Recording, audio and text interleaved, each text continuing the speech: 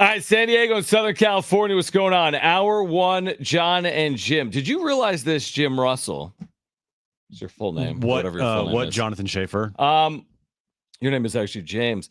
True. The NFL draft kicks off tomorrow night. We have Emory Hunt, who, like a lifetime ago, me and Emory called college football games together. Now, it wasn't like we weren't calling like San Diego State against like Penn State. We were calling Division II football games. But Emory Hunt is an amazing draft analyst. He's made his career in it over the last decade plus. He knows everything about everyone, which is impressive. Everything about everyone on this show? No, he doesn't know anything about us, but he knows a lot about the draft prospects for tomorrow and this weekend. So Emory Hunt, football game plan, he's really incredible with it. He's going to join us coming up at 3:30. You know what I think is crazy? The little update mentioned it, that this is going to be the Rams' first round pick since 2016. Come on. Yeah. What? That is amazing. You know, we had the joke about how they traded away all their first rounders for like a decade, but they literally almost did. Yeah. Well, let's start there, Jim. Who do you think for the Rams with that first pick? What? I mean, where do you lean? With the retirement of Aaron Donald, that defensive line is going to be a pretty big issue for the Rams. We have no idea. We'll get into it with Emory Hunt coming up. That's crazy. Aaron Donald did retire. Wow, that's crazy. He did retire. That was a good breakdown. Yeah, you're welcome. So Emory Hunt's going to join us. We have tickets to give away today. We have new Kids on the Block tickets. I don't even think we gave them away yesterday. Did we, Brent? I don't recall doing it. So check if we have two pairs, because maybe we'll do it in 2 different hours. We have new Kids on the Block tickets. Here's the deal. Whether we have 2 pairs or not, we're giving away a pair of new Kids on the Block tickets with Paula Abdul this hour. So don't go anywhere. And then we have Seals Lacrosse tickets for this weekend. Yes, we have 2 pairs. Okay, we have 2 pairs. So this hour, we'll give away 1 pair. We'll give away another pair later in the show. And another programming announcement. It's not special announcement where people are like, what's happening? Ooh. You tweeted that out yesterday or last week, special announcement. And people are like, what's happening? But it was a special announcement. I know. But, you know, some people are like, oh, is it like San Diego State landing a basketball player in the portal or like this or that? It was Jon Schaefer related, which wasn't as impactful. Tomorrow, though, Miles Bird, entering his junior year next year in the Mesa, will join us at 3:30. So that's a programming announcement. What'd I say? I said programming. Okay. Not special. Yeah, right. It's a programming announcement, not a special announcement. So we were on the air yesterday. The Padres had taken an early lead in Denver. Everything was going swimmingly. They had won game 1 of the series. They were looking to take control of a series, go up 2-0, get a couple of games over 500 in the process. They had Michael King on the mound. It was 4-1 in the bottom of the 4th inning. And then everything unraveled. And that will happen at Coors Field. It's not the first time that's happened. It's not the most absurd loss you've ever seen. But they lost the game and the offense went quiet. And then all of a sudden, you know, we kept saying, got to win the series, got to win the series. Now they kind of have to be perfect for the final 2 games of this series beginning tonight to win the series. Matt Waldron tonight. And then who is it tomorrow? Randy Vasquez tomorrow. Expected Randy Vasquez. So, official, you know, the margin got really thin. It looked really good when we were on the air yesterday. They jumped out to an early lead, but they lost the game. And it feels like a series against a bad team that you need to do more than split. There's a difference between, I feel like, what this team is, but also the expectations they have. Like what this team is might just be a 500 team this year. We might, at the end of the season, look up and say, you know what, this team was good in some stretches and they weren't good in other stretches, and they ended up being a 500 team. Mm-hmm. Didn't have any crazy winning streaks, didn't have any crazy losing streaks. They were just kind of back and forth all year long. Or for me, I go with there's expectations on this year. There, regardless of who's on this team, we might say, and we might look at the roster and go, well, they are what they are. They won 82 games last year. So you know what? That's why should we expect them to do something when maybe they're not capable of doing that? I tend to say to look at this as, okay, I see where you're coming from, but at the same time, there's expectations on this year. There is a belief that if this team doesn't make the postseason, there's going to be some changes around here. That AJ Preller is kind of fighting for his job with this season being a must-win year to get in the postseason, and that's how I view it too. If the players and the coaches and the front office are saying like we got to make the postseason, that's our goal. We have to make the postseason this year. Then that's where I'm at too. They have to make the postseason, and when you take on teams like the Colorado Rockies and the Florida Marlins, the Miami Marlins, and the Chicago White Sox, Oakland eventually, right? You're going to have to play well versus those teams. to meet those expectations of making the postseason. And it's no different now on April 24th than it will be on August 24th. See, I agree with you. Everything you said, I agree with. And this isn't the time to do what I'm about to say because Manny is out, completely understandable for the birth of his first child. And he is expected to return Friday. I don't know if his wife has given birth or not as of yet. It hasn't been publicized. But it's very possible, and we're not certain. And we wish them the best, obviously. Right. So today isn't the day to do it. But at some point, Mike Schild or AJ Preller or that front office is going to need to decide what Xander Bogaerts is doing leading off ain't it. And it's 26 games, which isn't nothing, but isn't everything. And I'm not saying sit him. I'm not saying bat him ninth. I'm not saying trade him to the Colorado Rockies. It'll never happen. He's got a no-trade deal. But what I am saying is you can only hit 200 with no power and no ability to get on base and lead off for so long. And we're reaching the point, and it's not today with Manny Machado out, where you have less flexibility, and I'm looking at these lineups. But you either hit or you make a decision as an organization, whether it's Schilt or Preller, that you have to try something else. You can't keep pounding a square through a circle. It doesn't work. And for whatever reason, this isn't working. I can't guarantee it works if he hits sixth, but I don't care who you plug in there. It's not going to look worse than what Xander Bogaerts has done to start this year leading off. Here, I'll bet you this. Okay. I will bet you that at some point in the near future, and by the near future, I mean fine. 2 to 3 weeks. That considered near future? Okay, so May 15th. Okay. If Xander's still hitting like this, by then they will make a change. Maybe before then. In those 2-3 week stretch. True, but I was listening to you last Friday on my travel back from Philadelphia, and you were having this a week ago. It might have been actually before Friday when you had me on Thursday, and maybe earlier in the week you're saying, at what point do you make a change? I know. And now another week passes. I know. And if anything, he hasn't performed. He's actually been worse. Now he hit a home run in there. And he had a hit yesterday, but I think he's 1 for 7 in this series. They haven't hit a home run in this series, the team. So that's less about Bogaerts and more about the team. And I know you only have so many options. You're starting Higashioka and Azokar and Rosario. You only have so many options. And Manny Machado's not playing, and that's fine. But at some point, and I'm with you, how many games is it going to be? Because we said 10 days ago, at some point soon it's going to happen. And 10 days passed and nothing has happened. Well, what I'm kind of trying to say here is, this team, I don't see them sticking with Xander in the leadoff spot all year long. There's no way. No way. Unless he turns it around in a big way. Now, last night, I wouldn't put that on Xander. I mean, no, Xander, of course not. That's not the point. This is a bigger picture discussion that we're having here. Yeah, because last night is one game. Yeah. And last night was a Michael King, Jake Cronenworth type of sloppy inning where you just sit there, you kind of roll your eyes and you're like, can this team stop making errors, please? Can this team, not only when they make errors, can they, be picked up by the pitchers? Mm-hmm. It's just, now, granted, it's tough on the pitchers to get always have to pick up these guys for making errors, but that double play that Jake Cronenworth could have turned in that inning, that fourth inning, to have 2 outs, no on, and they didn't even get 1 out, and then it turns into a huge 5-run inning that Michael King is responsible for, including that grand slam and walking with the bases loaded. That to me, it was last night's game, and the bigger picture is obviously, yes, Xander Bogaerts. You can talk about Michael King and how they're going to need him. And if he continues to have this roller coaster, it's going to be difficult. Well, here's what I would say. If you look at the micro, like through the microscope at last night, spot on. We can talk about the King Cronenworth dynamic, and it's all fair and reasonable, and we can and we will. I'm not worried. Do it here on Jon Jim as well, and we can get into what happened last night. But I'm not concerned about one individual game or one individual inning in terms of how it's going to dictate the season. Like, I'm not worried about Jake Cronenworth's error and what it means for the season. I'm worried about Xander Bogaerts and what it means for the season. And I have additional concerns beyond that, if I'm being honest.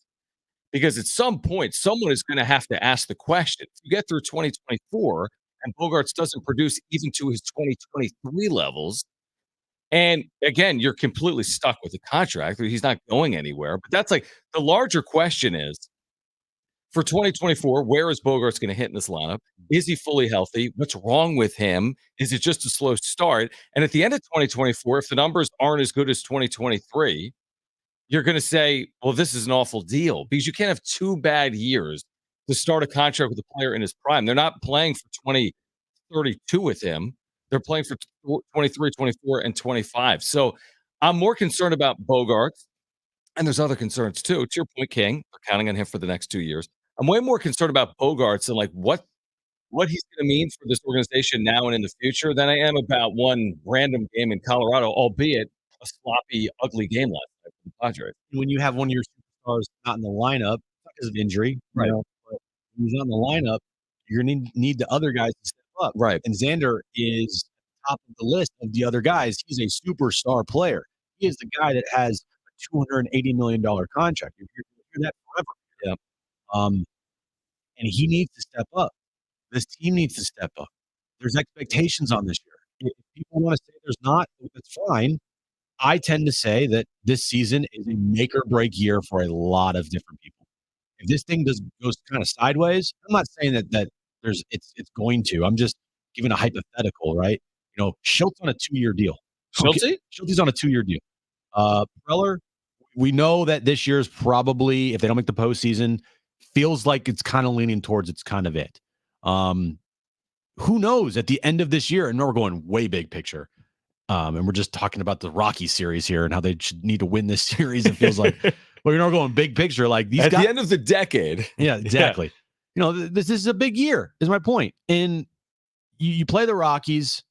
There's expectations. They are what they are. They're a 500 team. Mm-hmm. Half of their lineup looks like a Peoria-esque lineup at times. Thank you, Will Holder. Exactly. I saw that. But again, with Manny out, they have to win these games. But with Manny out, to be fair, that's a big part of a lineup that isn't. It's a big here. part, and it's for paternity. But you can't use that as an excuse why they lose these games. I agree with you, and like they did last night. Well, I'll say this. I agree with you. I would never say if they came back and went 1-3 in the series, it's all because Machado was down on paternity. And I will say this about the team in general, and who knows, still 2 games left in the series. You should never go 2 consecutive games at Coors Field without home run. And the truth is, we've been complimentary of the offensive line this year. They overcame an 8-0 deficit. They've scored double-digit runs a number of times. They've had multiple big innings. I mean, a number of big innings already this year. But the truth is this year, look at the last week. They're not scoring in Denver. 7 runs in 2 games. It's not great. They scored 6 on Sunday against Toronto, but that's great. That was to salvage a game of a 3-game series. You go back to the prior 3 games, they weren't scoring. Look at their body of work over the last week. I get it. It's 1 week out of a dozen, 2 dozen weeks over the course of a season, right? A couple of dozen weeks. This last week, they haven't hit. So we gave them credit when they did hit. Mm-hmm. They outperformed expectations for a week or 2, and we gave them a lot of credit for it. If we're going to be reasonable here, and Machado's a part of this, they have not hit for a week at all, right? Including the last 2 days in Denver where they haven't hit a home run. That's what happens when you have this roster. Yeah, probably. You're going to go through stretches where it looks really bad. And to their credit, they've gone through stretches where they've looked really good. Yeah. And that's a credit to guys that we thought weren't going to be much that have turned into big key contributors for this team this year so far. Like Jackson Merrill's been great. And Jackson Popar. Yep. Jake Cronenworth. So you're going to get some highs, which we have seen so far. But when you get in the lows part of seeing what this team can do, it's a very low because you're dealing with a roster that is, frankly, it's a bunch of guys. Yeah, so to your point and to like the Will Hull point, when you see a lineup, and again, this is like one lineup in one day, one random day. This lineup to me screams more 2016 than 2024, right? Like, we'll look back at this in 6 years, like, oh my God, Higashioka, remember him? Zokar, Rosario, right? Like that Profar was batting cleanup for you, a $1 million deal. So, and again, this isn't the lineup they use every single day. Campusano starts often. Manny Machado plays every single day, play 150 times this year. But you look at it on a day like today, or on a Sunday, or a day game sometimes, and it does leave a lot to be desired. Here's the thing. I said this to start the year. No excuses. None. I don't care about injuries. I don't care about paternity leaves. I don't care about anything as far as like excuses for why they're losing these games or why they're 500 or why this, why that. 500 is okay. It's I mean, okay, there's it's no fine. reason to be concerned about the 500 start. I'm talking about the end of the season. Yeah. I would take 13 and 13. You take it. Yeah. It's fine. It's good. All right. They're right where they need to be. Definitely. But at the end of the season, like I'm not going to be sitting here and saying, well, this guy was out for a while and they had this player here, this player there. No excuses. None. You lost all benefit of the doubt last year, all of it. And this year, there's no excuses. They have to make the postseason. And it starts with beating teams like the Rockies. And the funny thing is, we said, and I stick by this. Excuse me. You okay? Choking up over I'm choking up over this. I stick by this. Like, to the Padres' credit, they've performed a lot like other teams in their division, as in nobody in the NL West has played great. The Dodgers, they need to be. With that being said, they also haven't proven to be any better than anyone other than the Rockies. Giants all of a sudden have the same record as the Padres. Diamondbacks all of a sudden have the same record as the Padres. Dodgers, it's great if the Padres can hang within arm's reach of the Dodgers, but even the most ardent Padres fan listening to my voice right now will probably, if they look in the mirror, tell themselves the Dodgers are due at some point over the course of the spring or summer to go 10-0 over a 10-game stretch or 16-2 over an 18-game stretch and create separation. It's what they've done for the better part of the last 10 or 15 years. So I give them credit because they're fine. And all the teams in their division are very similar to them. But with that being said, their 13-13 start is the same as Arizona's. Mm-hmm. It's the same as San Francisco's. It's comparable to the Dodgers, which is a credit maybe to the Padres or a discredit to the Dodgers. But, again, one good week from San Francisco or Arizona or LA, and all of a sudden you look up and you'd be like, man, they're not really in the spot that I thought they'd be in at this point. And come Thursday afternoon at 3 p.m., after this series is over, we're going to go one of two ways. Either we're going to be disappointed by them having a split in Colorado. Mm-hmm. We're going to be, three ways, I guess. We're going to be disappointed with a split in Colorado. That's just how it would be. If they lose the next two games, sky's falling. Right. If they win the next two games, did exactly what they needed to do. Mm-hmm. Those are the outcomes here. And that's, it's maybe unfortunate. It's maybe like too overreactionary for an April series. Either way. But, I think we all learned our lesson last year. I think everybody learned that, if you don't win games that you're expected to win, or at least win games that you need to win, maybe not expected, but games you need to win, right? Then it's going to maybe bite you in the ass down the road.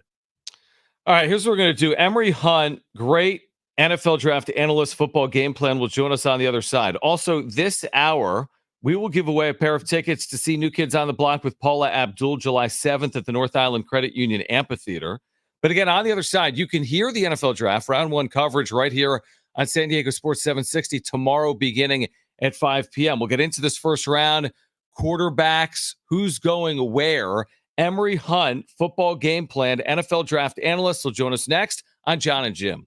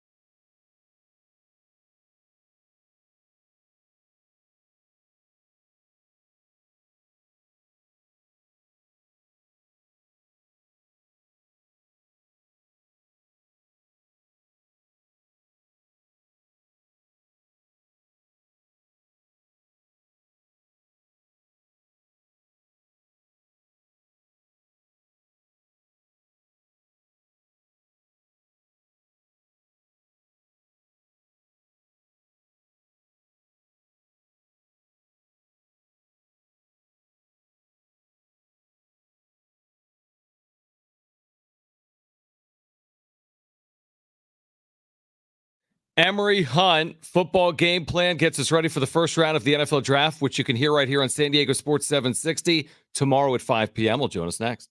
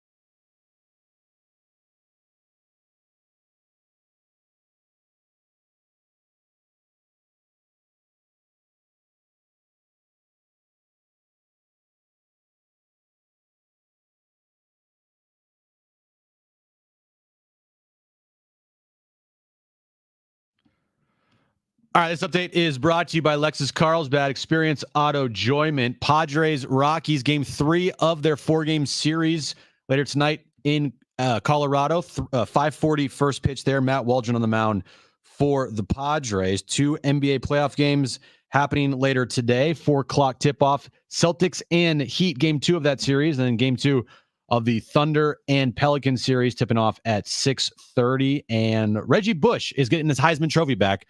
The Heisman Trust gave it back to him today. Experience auto enjoyment today and see why Lexus Carlsbad has won the Elite of Lexus Award 25 times for customer service, and save with Lexus Lease Cash on select models through April 30th. See details at LexusCarlsbad.com or visit Lexus Carlsbad today.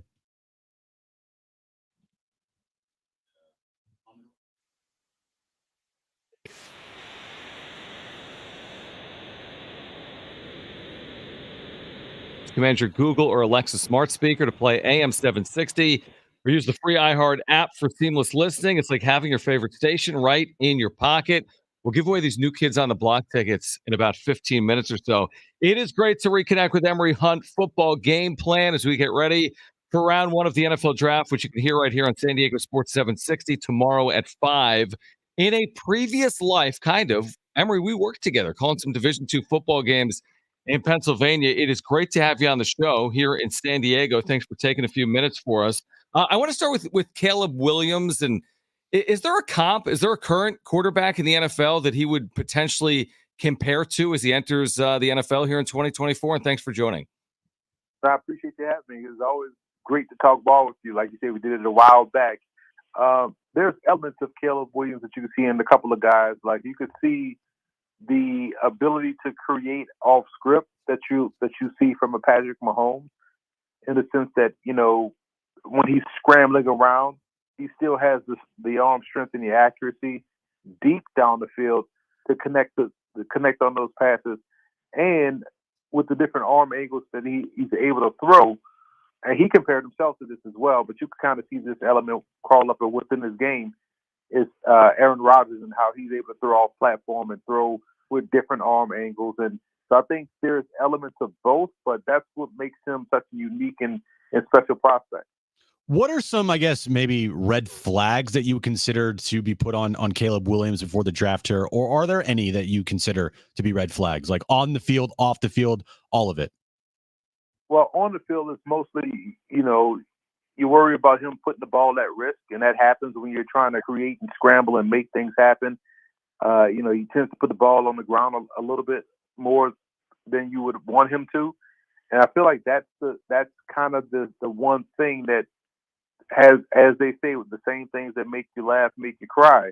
Where, yeah, you love that he can create and find a big play deep down the field, but you kind of want him, as he moves forward, to learn to live with the check down, learn to live, in the boring, and hey, let dead plays die at times, and then move on to the next play.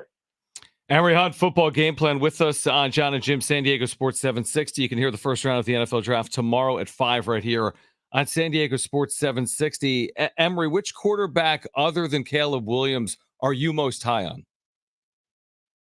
Jaden Daniels. And, what's interesting about Daniels is the fact that, I know a lot of people talk about this past season and think he's a one-year wonder and forget that last year, with still a horrible defense, he had LSU in the SEC title game. And no one brings that up. And, that's the fascinating part about how he just got to a program year one and had that team playing for an SEC crown against Georgia. This year, it just came all together, which shows you, hey, he was able to go into the second year in the same system, same coordinator, same set of receivers, and we saw him elevate even more so to where it ended up in the Heisman Trophy. But if you go back to his freshman year at Arizona State as a true freshman 17-year-old out there against sixth-ranked Oregon and outplayed and subsequently led his team to victory against Justin Herbert and those Oregon Ducks. So this is someone that has great situational awareness. He's able to lock in when in crunch time when you need your quarterback to lock in the most. And that's the most elite trait a quarterback can have, and he has that. I feel like that trumps everything more so than the stuff he can do with his arm, the stuff that he can do with his legs. How can you play when we need you to play your best, and how can you play in those tough situations? He always comes out on top. A couple of years ago, we had a great first round of wide receivers: CeeDee Lamb, Brandon Ayuk, Justin Jefferson. Those are some top receivers there in the league today. But with this wide receiver class coming out, this year, could you see this class being better than that and better and one of the best in recent memory? It's definitely possible because, you think about the names you just ran off. That's a great class. And this class can definitely, match that one. It may be along the lines of 2014. I know some people like to have short memory and forget what the class of 1996 was like when you had Terrell Owens going in round 3, a future Hall of Famer. So I feel like this is along the lines of the CeeDee Lamb group and also the 2014 group with Odell Beckham, Sammy Watkins, and Mike Evans. I believe Devontae Adams was in that class too. So, very good group. This is one that you could find starters, kind of like 96 in round 3. And with the way the passing game has blossomed in today's NFL, these guys are more than likely to hit the ground running and playing really well as rookies. Is Marvin Harrison Jr. your number one wide receiver on the board, or is there someone else that you think might be better than Marvin Harrison Jr.? I'm a big Malik Neighbors guy. I do feel like, and here's the thing, when I grade receivers, I grade them by how I feel like they'll play at the pro level. So, I have them graded by X receivers, Z receivers, slot receivers. And so Marvin Harrison is my number 3 Z receiver. I have him behind Neighbors and also Keon Coleman. Rome Odunze is my number 1 X, and Lat McConkey is my number 1 slot. But all of those guys that I mentioned, I have Pro Bowl grades on. So this is legitimately a really good class. I also have my number 2 X receiver is A.D. Mitchell out of Texas. Again, all Pro Bowl level grades. So where someone may be ranked 3rd or 1st or 2nd or whatnot, doesn't hide the fact that I feel like all should go in round 1. Emory Hunt, football game plan with us right now. Jon and Jim, San Diego Sports 760. Again, listen to the first round of the NFL draft right here tomorrow at 5. Would you consider J.J. McCarthy to be like a polarizing quarterback prospect? Or like, how are you looking at him off what he's accomplished at Michigan, set to be potentially be drafted towards the top of round 1? You know, what's the argument back and forth here on J.J. McCarthy? I find it fascinating when folks choose to decide when quarterback wins matter or it doesn't matter, right? They'll tell you quarterback wins is not a stat when they're bringing up, quarterbacks that they don't like. The quarterbacks that they like, it was like, well, he was 61-1 in all of his football career dating back to Little League. Like, okay, so now we're counting quarterback wins. But I always say this about J.J. McCarthy, and it's not his fault. Even with what we've seen and what we currently know from Brock Purdy, you are still not taking Brock Purdy in the top 10 of a first round of an NFL draft. So what I'm saying is, if your team is stacked and you need a quarterback that can just be his 1 of 11, can do his job, then yeah, J.J. McCarthy could fit right in. But if you're asking him to elevate talent around him, that's not his game. So to me, that's the type of player you don't take in the first round. And if we're going to do this with every other position out there in football, why not do it with the quarterback position? If you don't have a game breaker as a running back, you don't take him in round 1. If your quarterback is not a game breaker, don't take him in round 1. So I feel like there's only 2 game breakers in this class, and that's Jayden Daniels and Caleb Williams. Every other quarterback, we should start the conversation in round 2. Who's the best defensive player on your board? I'm a big Latu guy. I feel like this guy has, the quicks and bursts off the edge. And a lot of the issues you hear about Latu coming into the draft, you heard about Jalen Phillips when it was his time to come into the draft. He retired at UCLA, got medically cleared, transferred to Miami, and is one of the top pass rushers in the NFL. I feel like Latu, with the same questions about having to retire at Washington, transfers UCLA, gets medically cleared. And I feel like his upside is tremendous. He now knows what it's like to not have football. So you're going to get someone that's passionate, that's hungry, and he's talented. I mean, give me Latu 10 times out of 10. Yeah, we had a chance to see him up close and personal in San Diego last year against San Diego State. He truly is impressive. One more from me, Emory, before you go. What would you expect the Chargers under Jim Harbaugh to do with that first pick that they have at number 5 overall? I feel like the Chargers hold the keys to the draft because we could make a case.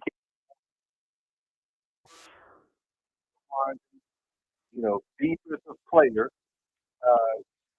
Brock Bowers, you could make a case for. But I would call his bluff. Like, hey, you just spent all season talking about how this guy J.J. McCarthy is the next Tom Brady. Take him. You love him that much. It sounds like he's better than Herbert. Take him right there at 5. Yeah. Right. Put your money where your mouth is. Right. But I would say I can see them going offensive line, build in the trenches, because you can't win football games if you can't block or if you can't get to the quarterback. Emory, great stuff. We're really looking forward to this weekend. Again, the NFL draft gets underway tomorrow at 5 p.m. right here in San Diego Sports 760. Emory Hunt, football game plan. Nobody does it better. Thanks for hopping on in San Diego, Emory. Appreciate you guys. Thanks for having me. All right, great stuff. Great stuff. What do you think, J.J. McCarthy and who's the quarterback?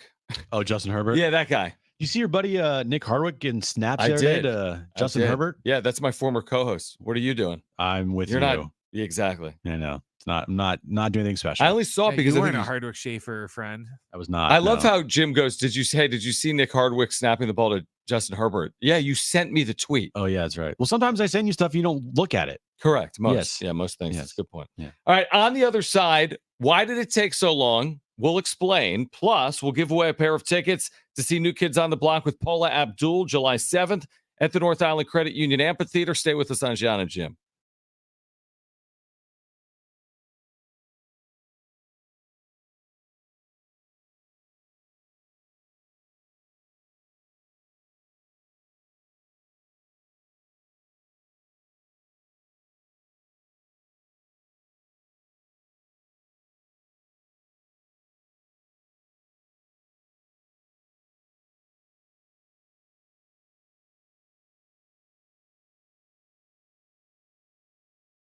All right. If you're anything like me, you've got a job, you've got kids, and you're on the go and you can never find time to eat healthy, I've got a game changer for you. Almond RX packs. You can eliminate the vending machine from your day. You can get healthier as well, and you can get your immunity boost with a daily dose of vitamin D. Everyone loves a healthy snack, but it's even better when it's tasty and it curbs hunger. Look no further than Almond RX packs, the first and only skinless almond fortified with vitamin D. You get your daily serving of 23 almonds.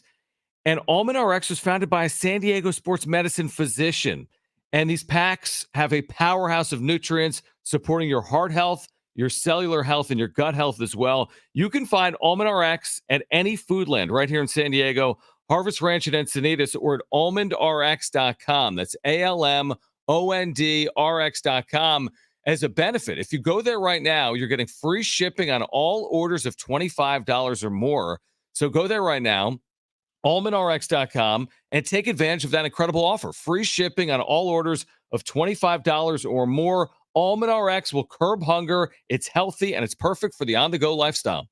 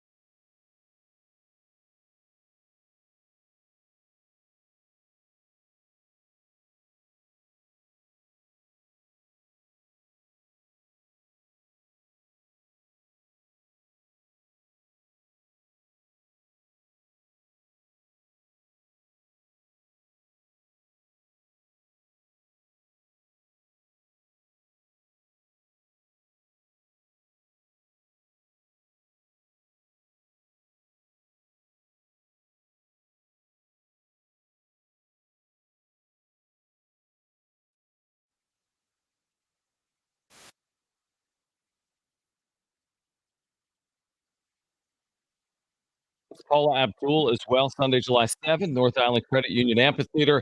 Hit the Magic Pack, Jim. 4 tickets for $89 plus fees. Ticketmaster.com. Magic Pack launches Wednesday, April 24th, which I want to say is today. So it's launched. 9 a.m. Already launched earlier today. Okay. Okay. In 1989, April 24th was declared New Kids on the Block Day in Massachusetts, as you know. I was 3 months old. Yeah, because it's the 35th anniversary and you're 35. Yeah. Do you remember that day when Massachusetts declared New Kids on the Block Day on April 24th, 1989? Very vividly. When you were like playing with like goo goo gaga, like little circles over your head or something in like a crib? Yeah, my mom was changing my diaper and there's just I had no clue what's happening. Isn't that weird? You used to wear diapers? Yeah. Weird. Yeah. I have a not so funny kind of gross story about that, but I won't share it on the radio. Thank Anyway, you. isn't it weird how we just like, you don't remember anything about your childhood? Well, no. We remember things from our childhood. do you you may remember- not when you were 3 months old. Or about 5 years old. Do you remember anything from when you were 5 years I old? personally don't. Exactly. I don't. So, I some don't people either. do have like the kindergarten or earlier memory. You have those visions of like, oh, I remember like something. Some people have like that. Oh, I remember this. I remember sitting on a couch with my mom or watching this television. Or I remember I was in Disney when I was 5. I mean, you say that maybe it's because you look at photos. Right. Like I don't remember doing that. But it is weird that nobody has any perspective on what it's like to be like 0, 1, or 2. Exactly. Like Nobody. no one has a Like feel when I for was that. a 2-year-old, Yeah, this is how nobody I has ever. felt. That is weird. Like no, you don't feel anything. You don't remember what you were feeling. You don't remember anything really. It's just like you said, you remember flashes of things and like, oh, I remember that show, and then like it comes back to you if you watch it now as an adult. But do you remember Reggie Bush's 2005 Heisman season when he averaged 8.5 yards per carry? yeah, it was a good year. And how flashy it was and like gaudy and how good they were and how much attention was on SC at the time. One of the greatest seasons in college football history. And just his career was ridiculous, right? Video game stuff. He looked like a PlayStation player, the way he was able to like juke left and right. I mean, incredible. Everyone Stop knows. on a dime. You're like, Yeah. what? One of the great college players of my lifetime, I would say. I mean, again, there's been great quarterbacks and great players, but he's one of the great flashy players ever. Yeah. And of course, we know the story. I mean, everyone knows the story. The Heisman Trophy was essentially rescinded. He handed it in because of all that was going on and the storm around him. But 14 years later, he's been reinstated as a Heisman winner and he gets the trophy back. And the Heisman Trust says, quote unquote, they're giving it back because of, quote unquote, enormous changes in the college football landscape. Did you see the picture of him today with the Heisman Trust? Absolutely. And Tim Tebow, I think he put that out there on social media. So- Not Reggie Bush. Williams. Reggie Williams? No, not Reggie. What are you Williams. talking about? Never mind. Ricky Williams? Ricky Williams. The San Diegan? Ricky Williams is in the photo, and he looks like he is having a good life. I'm sure he is. So I guess my question is twofold. Why now? And what has changed since it was taken away 14 years ago? A lot has changed since it was taken away 14 years ago. Why now? I mean, the sport's changed drastically, not just in 2024. Look at the last 5 years. This could have been done in 2012. It could have been done in 2019. It could have been done in the future. Why now? Well, probably because of the landscape of college football, with NIL being so prominent, and taking money from schools is not something that's frowned upon at all, or at least taking money to go to schools. I mean, right now it's a recruiting process of how much money can you pay these kids? Archie Through Manning collectives, through yeah. collectives. Yeah. Mhm. Archie Manning is making how many millions of dollars? Shadur Sanders is making how many millions of Yeah, a dollars? lot. Yeah. Right. So Reggie Bush didn't commit a crime. He didn't, do anything where he had like anything off the field that was, It's just a violation of NCAA rules. well, which his got the parents, school put on probation for like 7 years. Correct. his Yeah. parents, the house Yep. and all that's like, okay. But in today's landscape, is that considered a crime? Well, let me ask you, they never took away, they never took OJ's Heisman, right? I No, don't he think sold so. it before He they sold could. it. Yeah. Okay, Yeah. so he sold it. And by the way, they didn't take, I heard Darren talking about this, they didn't physically or actually take Reggie Bush's Heisman. They He kinda actually moved him. returned it. Yeah. He returned, and then SC later returned their version of it as well. There were Right, two. So they didn't physically take it from him. I think the assumption was it was going to go in that time, that it was either they take it or he gives it up, and he ended up giving it up. But it's interesting. Again, in this current landscape, I mean, a lot has changed. A lot has changed, obviously, over the years. But I was kind of thinking it felt a little bit like the Pete Rose story has played out over what, 40 years at this point? Yeah. It felt like one of those things that might never be resolved. It's been a long time. 14 years is a long time. I didn't know if a day like this would come or not for Reggie Bush. So now with this happening today, Reggie Bush, I think rightfully gets his Heisman, back. Right. Because to just kind of wipe that season off the board is kind of ridiculous to me, where you go like, oh, this season and this season, like what happened that year? Oh, well, Reggie Bush, but he doesn't have his Heisman. Like he's not in the official record books anymore. You don't like the vacating. So do you think they should give USC their wins back? For the Reggie Bush stuff? Yeah, I don't like the vacating anyway. It's hard for me to even remember what's vacated and what's not around the country. The Ohio State stuff. Yeah, like the Jim Tressel. Like it's hard for me to remember what's even been vacated. Because there's so many examples of things that have been vacated, but then some have been returned. Like has SC stuff is it still vacated? No, they never pulled a Penn State where they took it away for 3 months and then gave it all back. Right, exactly.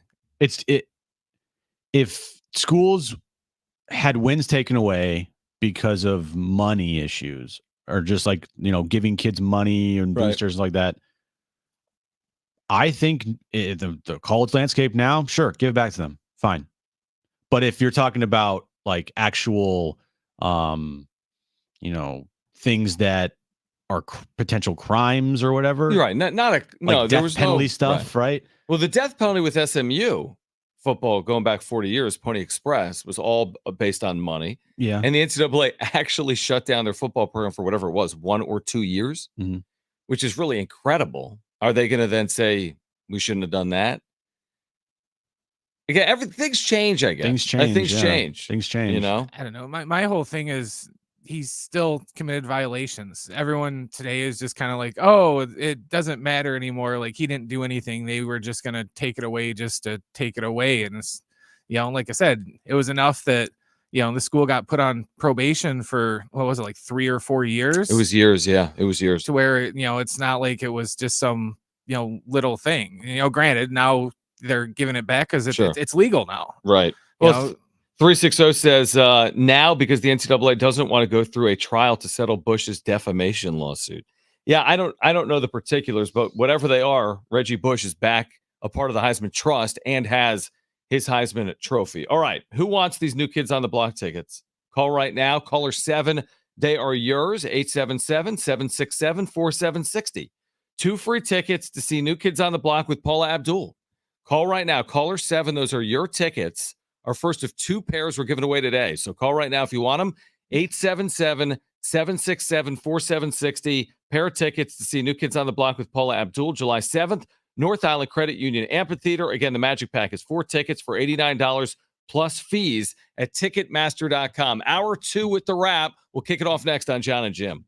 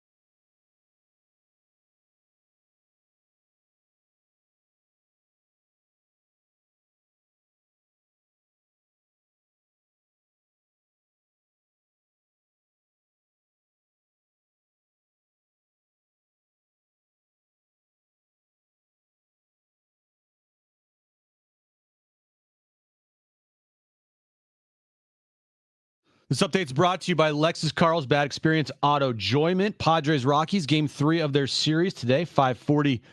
First pitch, Matt Waldron on the mound for the Padres. 2 NBA playoff games happening today. Celtics and Heat, game 2 of that series, followed by Pelicans and Thunder, game 2 of that series as well. And the Heisman Trust today gave back Reggie Bush his Heisman Trophy. Experience auto enjoyment today and see why Lexus Carlsbad has won the Elite of Lexus Award 25 times for customer service, and save with Lexus Lease Cash on select models through April 30th.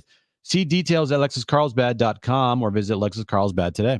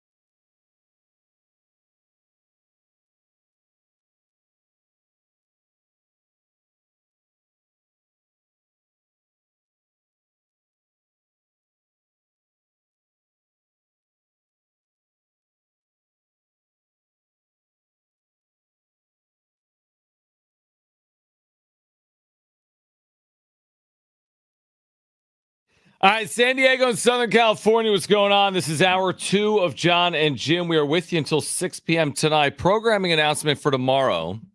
Yes. We're going to leave early because we have the NFL draft beginning at 5. Yes. Okay, so 3 to 5, Jon and Jim. Miles Byrd, San Diego State. Guard, just wrapped up his sophomore year. This fall, we'll head into his junior season on the Mesa. He'll join us tomorrow at 3:30. By the way, I did reach out to Nick Boyd, and I am efforting, I think is the right word choice, to get Nick Boyd on the show. I know Darnay Tripp had him on yesterday on NBC7. If Darnay can get him, you can get him. You hear that, Darnay? Because if Darnay gets him and you don't, then that's a bad look. That's a bad look on this show. Well, where are is your phone broken? Well, here's the thing. I asked yesterday. Swing the bat, bro. Right. Hey, are we gonna? Oh, I think I then want- said I'll do- reach out. Yeah. Do you want us to both reach out to him and just No, make it no. kinda I've already awkward? I've communicated with him. Okay, cool. So yeah, we're efforting, and he will be on the show at some point. But what did he say to Darnay? I feel like we should have. I meant to put some of that sound, I think, in the rundown. Well, I think I was trying to get him on the show. that's what I mean. If we're gonna get him on the show, That's the then- thing. That's then- probably why I didn't put anything in the rundown. Yeah. But it's a great interview. I listened to the snippets that Darnay put out there. Fantastic. The snippets or the snippets? What did I say? Exactly. Snippets. So anyway, tomorrow Miles Byrd is on the show. We've got round 1 NFL draft coverage tomorrow at 5 p.m. I feel like it is intriguing. You could have like 4 quarterbacks go in the first 5 picks or not. You could have 4 or 5 wide receivers go, maybe in the first 10 picks or not. So I think the only thing that really isn't that intriguing are the Chicago Bears, what they're going to do with the first overall pick. But that's not necessarily a bad thing for the Bears either, because they're going to land Caleb Williams. So you can listen to our coverage right here on San Diego Sports 760 tomorrow beginning at 5 p.m. But right now, let's get to this.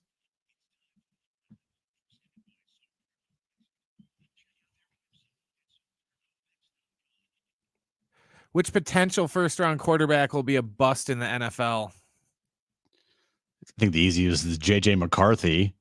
I think at JJ McCarthy, it's all about fit in the NFL. And if you get drafted in the first round, you're probably going to a team that's, desperate for a quarterback, but is it the right fit? And that's always a tough, kind of thing to determine with quarterbacks. I think if JJ McCarthy went in like the 3rd round, it might be beneficial for him. But if he's going in the 1st round, potentially top 15, that just has bust written all over it to me. Top 15. I just looked at the mock draft that I'm going 4th or 5th. I think Top 5th 10. overall. Here's the thing, and I may have a bias from one game, but there was the game this year where Harbaugh was out due to suspension, where Michigan, for their final 45 plays, ran the football. They didn't throw it at all. They didn't throw it one time. Now, McCarthy did run it a few of those 45 plays. And I'm just like, if you are even willing to do that, and you've got a potential top 5 pick quarterback on your roster, that's just a little weird to me. Take nothing away from his he's been a great college player, but that doesn't mean he'll be a great NFL player. I think he's been a very good college player, but I'd be very surprised if he is capable of living up to the hype of being a top 5 or top 10 pick in the NFL draft. So I'm with you. I think it's JJ McCarthy. Next question. Is Caitlin Clark's $28 million Nike shoe deal too high, too low, or just right? Well, I think first it's an amazing accomplishment to have that be I think it's the highest endorsement Nike shoe deal for a women's basketball player ever. Yeah, it's not even close. Not even close. And she's only if she performs and if she goes out there and she becomes, a multiple-time WNBA MVP, maybe makes a couple WNBA finals, is one of the best players in the league, then this is only going to go up. Her shoe deals are only going to get bigger. Her contracts is only going to get bigger. And I think I think it's just an amazing accomplishment to get that deal, have the biggest. Maybe it could have been bigger, but 28 million. That's I think I heard the night of the WNBA draft. Correct? Did you hear this? That there were more Caitlin Clark jerseys sold that night. I'm trying to think of the comp. It was like more than like an NFL player on NFL draft night. No, it was more than like the Cowboys team or something like that. But that's crazy. I don't know if that's true though, because I saw the same thing. Only they replaced Caitlin Clark with Angel Reese and the other girl that went to Chicago, the one from South Carolina.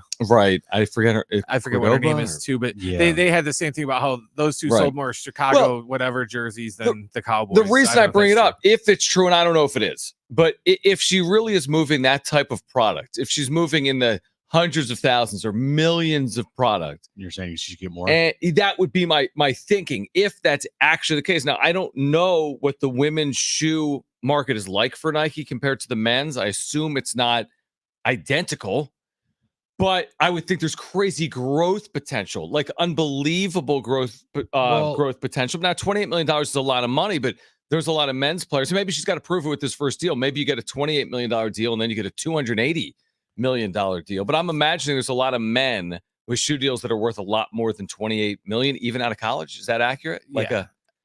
My thing is it going to be unisex shoe? I don't know the answer to that. I know I'm not going to say her name right, but that Sabrina Nusko or the one that went up against Steph in the 3-point shoot, she has a signature shoe with Nike, but it's not listed as like a women's shoe or a men's shoe. It's just listed as a basketball shoe, because I can't remember, there was an NBA player that was wearing them when they came out after the 3-point shooting contest. I kind of remember that. So I wonder if they're just going to make it just like a basketball shoe and not just market it towards women specifically, because they'll make more money. There's a story about how Under Armour and Steph Curry tried to get Caitlin Clark to the Curry brand. Spoiler alert. Didn't happen. But when did they get his buddy? Who? What is he friends with at Stanford? Yeah, that's his god. That's he's his godfather for her. What's her name? I forget her name, but she went number 2 overall. Cameron Brink. Cameron Brink. There you go. Good call, Brent. Maybe they will get her. I don't know. Why did Reggie Bush's Heisman reinstatement take so long? It's a good question. I don't know. But it happened. It needed to happen. I think it's something that over time became dumber and dumber to say Reggie Bush doesn't have his Heisman. So better late than never. What's interesting is I feel like there'd be some people, like I feel like if it was other athletes, they might not want to like even take it potentially back. If you were like, you went through this process and you feel like it was done, unfairly, so I don't know all the circumstances, to be honest. I haven't followed it up close and personal. I know Johnny Manziel went on this campaign on social media for him and said he'll never go to another Heisman until Reggie Bush is back, like part of the trust and has his trophy. I'm sure they'll miss you. So I have no idea. I feel like it probably could have been accomplished sooner. But I'm honestly, part of me, because of the way that the NCAA sometimes acts, or even an award like the Heisman Trophy, some of me is surprised it even happened at all, to be honest. I think it just boils down to what he got in trouble for is not illegal anymore. Yeah, maybe that too. Yeah, the whole taking money, you can take money now. It's kind of like, in states where you might have been thrown in jail for marijuana or something. Now marijuana is legal. A lot of those people got released because it's not a crime anymore. So to me, that's all it was what he got in trouble for. Right, which was isn't a violation. or isn't a violation anymore. Next question. Blake Snell, you remember him, guys? Yeah. He's been placed on the 15-day IL by the Giants. Is this a lost season already for Snell? Feels like it. Unfortunately for him, I think to benefit, the benefit of the doubt here is he did not have a spring training. It took forever for him to sign. He didn't have a spring training. He had a couple starts in the minors, and then he started for the Giants, and it didn't start out well. And every single start has been a disaster for him. And now he's on the IL with an abductor strain, which is not something that's going to be like a 1 or 2 start thing. They said it could be like a 2, 3, maybe even a month type of thing.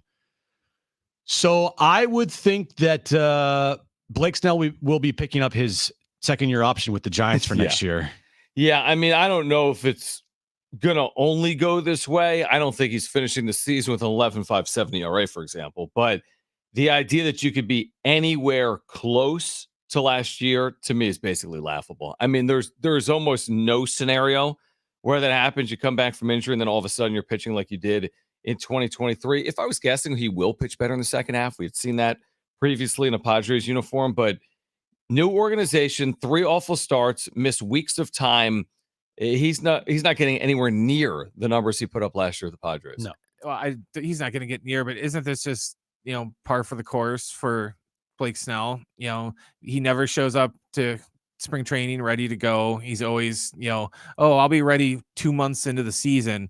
So he's right on schedule, isn't he? It's not a surprise, and it's unfortunate for him because you don't want to see a guy get injured, but it's unfortunately also not a surprise to see him struggling like this, because it took him a while to get acclimated to San Diego. The first year was not good for Blake Snell. It wasn't like this. Wasn't a disaster, but it also wasn't good at all. And he finished that year injured. Next year, he started off, again, not good, and got better towards the end of the season. And was a big part of their postseason push and in their rotation. And then obviously the Cy Young year, but it's not surprising and it's unfortunate. And for the Giants, at least they didn't sign him to a 7-year, $160 million contract. It's not surprising, but it's worse than most people would have expected. I mean, if he gets through the season and makes like 20 starts and has a 5+ ERA, which is possible, he's never done that in his career, then yeah, I mean, that wouldn't be ideal. You know that Blake Snell in his career, how old is he now?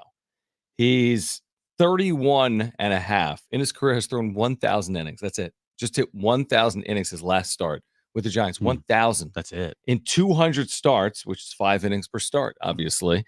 So that's been the knock. It's amazing that's how many. I mean, he's thrown so few innings for a 31-year-old that has 2 Cy Youngs. I mean, there's guys that could double up those innings by his age historically in baseball. It goes back to the offseason, and people were like, you got to get Blake Snell a deal. And I was like, no, you don't. Yeah. You got the best of what you're going to get from Blake Snell. You say thank you, and you move on. Because giving him a long-term contract is kind of like, malpractice. Like it feels like it's like malpractice and suicide to do that, to give him a long-term deal when he's only had 2 good seasons, 2.5 good seasons in his entire career. And that's why the Giants deal really isn't that reckless, in my opinion. Yeah, no, it's good not. money, but starters make good money, especially good starters. And yeah, worst case for them is they wasted essentially $30 million. But again, that is there's a lot of starting pitchers that do make $30 million. I don't know the number, but there's a decent amount that make $30 million a year. But yeah, we had heard that the Yankees, I don't know if this is accurate, I'm assuming it's not, had reportedly offered 5 years, 150. Like 150 is way different than what the Giants committed to Blake Snell. And truthfully, he could have a good second half or second year. Like that wouldn't shock me. But to go from as dominant as he was last year, remember we kept hearing the stats? Every night it was different. Like, this is the best 18 start stretch since Bob Gibson. That's to crazy. Go from that, which is I think something we heard at one point, to didn't pitch in spring training, signed late, has a 12 ERA, is hurt. It's like, whoa, like that's complete night and day stuff. But it's also something that Blake Snell is kind of known for. This is not a abnormal out of the blue. Like, this is something that's never happened to Blake Snell before. Every single year he starts out slow. He's even admitted that he starts out slow. So it's not a surprise for him. It's not a surprise where he's at. What do you think Bob Melvin's thinking? Like, oh my God, this one more time. Like, what are we doing? No, I don't think that's fair because Bob Melvin managed them 2 years and he had a 3.38 in 2022 and he won the Cy Young last year. Well, that they signed Blake Snell and that he's now turned out right now to be on the injury. But I'm saying, here we go again. Well, he was pretty good for Bob Melvin. Well, yeah, last year was really okay. And right. he was his combined numbers under Melvin are like sub-3 ERA. But no, you're right. I think, remember, we're led to believe that maybe Melvin doesn't really see eye to eye with Snell, I feel like, at times over the last 2 years. I don't know if that would be accurate if they signed him.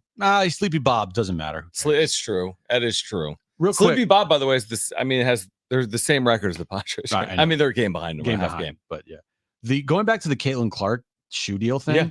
There's only this right here 7 NBA players all time with higher rookie shoe deals than Caitlin Clark. Okay, and these are like huge names. LeBron James. That makes sense. How much was LeBron? 7 years, $90 million. Wow. Okay. Number 2 was Zion. Mm-hmm. All right. 5 years, $75 million with Jordan Brand. And then KD with Nike, 7 years, $60 million. Allen Iverson with Reebok, 5 years, $50 million. Vince Carter with Puma, 10 years, $50 million. Carmelo Anthony with Jordan Brand, 6 years, $40 million. And Grant Hill was really good. With Fila. Yeah, I Grant remember Hill that. with Fila. 5 years. I think I had like Fila sunglasses as a kid because of him or something. 5 years, $30 million. So he's the only reason I even ever heard of Fila. Right. So that's it. 7 NBA players, but what? There's a big but, in my opinion. Mm-hmm. Some of those deals were signed 30 years ago. True. Grant Hill deal's 30 years old. Okay. The Allen Iverson deal's over 25 years old. But still. No, 30, like 96. But still, nobody since then has, all time, John. No, but all time. What do you mean all time? I mean, we're in 2024 now. So to compare her deal to a 1994 KD deal or a 1996 AI deal. How about a recent Zion Williams deal? He blew past 28 million. You just said 75 million. That's 3 times more money. And by the way, who's going to sell more sneakers? I'm telling you, who's going to sell more sneakers? The Zion shoe or Caitlin Clark? Probably Caitlin Clark. Probably Caitlin Clark. Now, again, I don't know. Like everyone's point, if this works out, I'm not saying that this is oh my gosh, how could it only be 28 million? I'm just saying you could at least question that should it be more? And maybe on the other side of this 28 million is 280 million. If this thing works out swimmingly. Wasn't the Jordan deal, because I've been watching the movies and reading about it, where he was getting money in perpetuity per shoe and he still is? Yeah, forever. So that's amazing. And now these are signature shoes, by the way. Mm-hmm. I think we haven't like Wemby's signed with Nike. Right. And that shoe hasn't officially come out yet. Okay. But that will probably crack the top 10 list here and be above that. Mm-hmm. But in the last 30 years, John, there's only 7 that are 28 players million. that are 28 million or higher. Yeah, no, that's fair. For signature deals, not just being a part of a brand. Yeah, but I get it. But getting your own signature you're saying shoe like deal. because Steph Curry's deal that we talked about earlier with Under Armour didn't come when he was a rookie. It came when he enjoyed his success. He originally wore Nikes. Is that what it was? Yeah. Yeah. So that wouldn't like count as my point. Like when he was at his height. These are all deals before the player stepped on the court. Right. Okay. Yep. That's where I'm doing a comp. I mean, I'm fascinated. I don't know if it works out, and there probably is some risk that Nike's assuming. Maybe she's not a great WNBA player, or maybe these shoes don't sell the same way men's shoes have sold historically. But it kind of seems like, just to me, do you know what were the terms of the 28 million? Was it like how many years it was for Nike? 8, was it, I think. It's just $3 million a year for the shoe. Do you know that? I wonder if there's like incentives too. That's what I was wondering too. X pair of sneakers, you'll get a bonus. Marvin Bagley III got of course, a 5-year, $10 million deal from Puma for his own signature shoe. That surprises me. That surprises me. Well, there's currently only 3 WNBA players that have their own signature shoe. Who are they? Breanna Stewart, Sabrina Jim Nuesco. Yep. And Elena Deladon. They're the only 3 that have their own signature shoe. What about Diana Taurasi? Doesn't she have a signature deal? She may have at one point. She's at the end of her career. Is she still in the league? I don't know. She's retired. Let's go to the phones here real quick. Dave wants to weigh in. 877-767-4760. Dave, you're back on with Jon and Jim. Yeah, good afternoon. Thanks again, guys. Yeah. First of all, back to Blake. You know, the Cy Young Award winner for the Marlins, Alcantara or Alcantara. Yeah. You know, he has had a miserable time since his Sure. Cy Young. And so the point is that just because you win the Cy Young doesn't mean the next year comes along necessarily and you're going to win another one or even come close. So, I'm sorry that this happened to Blake. I wish that, because he is a phenomenal guy. When there's good Blake Snell, it's really good. But, man, I tell you what, when there's bad Blake Snell, it's a train wreck. But having said that, the other thing I wanted to talk to you guys real quick about, heard the interview with AJ with Marty. Yeah. And AJ today basically said, or whenever you did the interview, don't worry, be happy. We love all the guys that we've got. We don't need to get anybody off the waiver wires or any other place. I think she specifically brought up Tommy Pham and Belt. Mm-hmm. And I'm looking at that lineup. There is nobody in that lineup outside of Fernando and outside of Manny that has slug. And your DH is a black hole still, and it's a waste. And I don't get. I mean, they've done so many good things, but that DH is a black hole, and I don't understand how in the world they can sit there and say we're happy with Tyler Wade's and Rosario's and those guys. It's ludicrous in my mind. Dave, thank you. I mean, it's interesting when he says DH. I mean, he's saying once it's not Manny, because what he's basically saying is third base is a black hole. I mean, it is a fair point when you just think about power and slug, ability to hit for power, right? Doubles or more. They do have you. What would you say? Tatis and Machado are basically the guys. I mean, Profar's overperformed. Cronenworth arguably has performed / overperformed. Merrill hasn't been a slug guy. He's been great. So yeah, you do have two quote unquote sluggers in Tatis and Manny, and you have 7 like non-slug players in your lineup. I have a name that the Padres should make. Should go out and get right now, and we'll share that with you on the other side. I like that. Jim has a name. Also, later this hour, your chance to win a 4-pack of tickets to see a Seals Lacrosse playoff game this Saturday at Pechanga. Tickets and info at sealslax.com. Stay with us.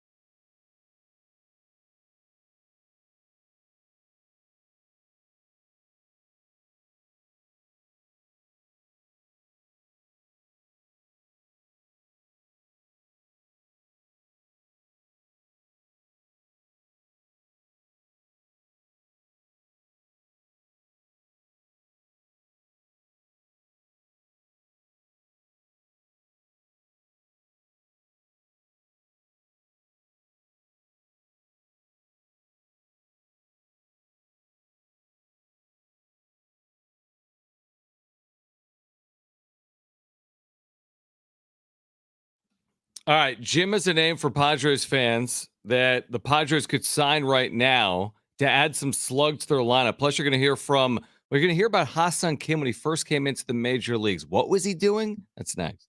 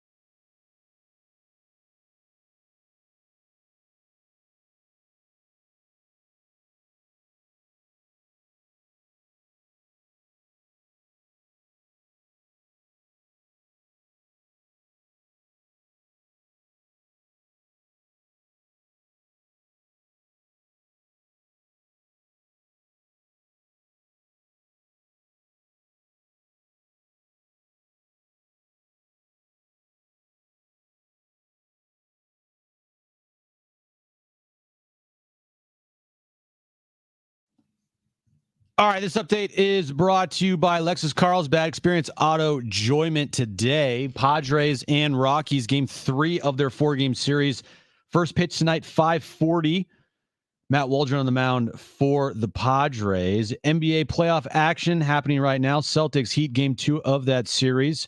With 4:22 left in the first quarter, Celtics have a 16-15 lead over the Miami Heat. Thunder and Pelicans, game 2 of that series, tips off later tonight at 6:30 p.m. And the Heisman Trust today awarded back his Heisman Trophy. Experience auto enjoyment today and see why Lexus Carlsbad has won the Elite of Lexus Award 25 times for customer services. And save with Lexus Lease Cash on select models through April 30th. See details at LexusCarlsbad.com or visit Lexus Carlsbad today.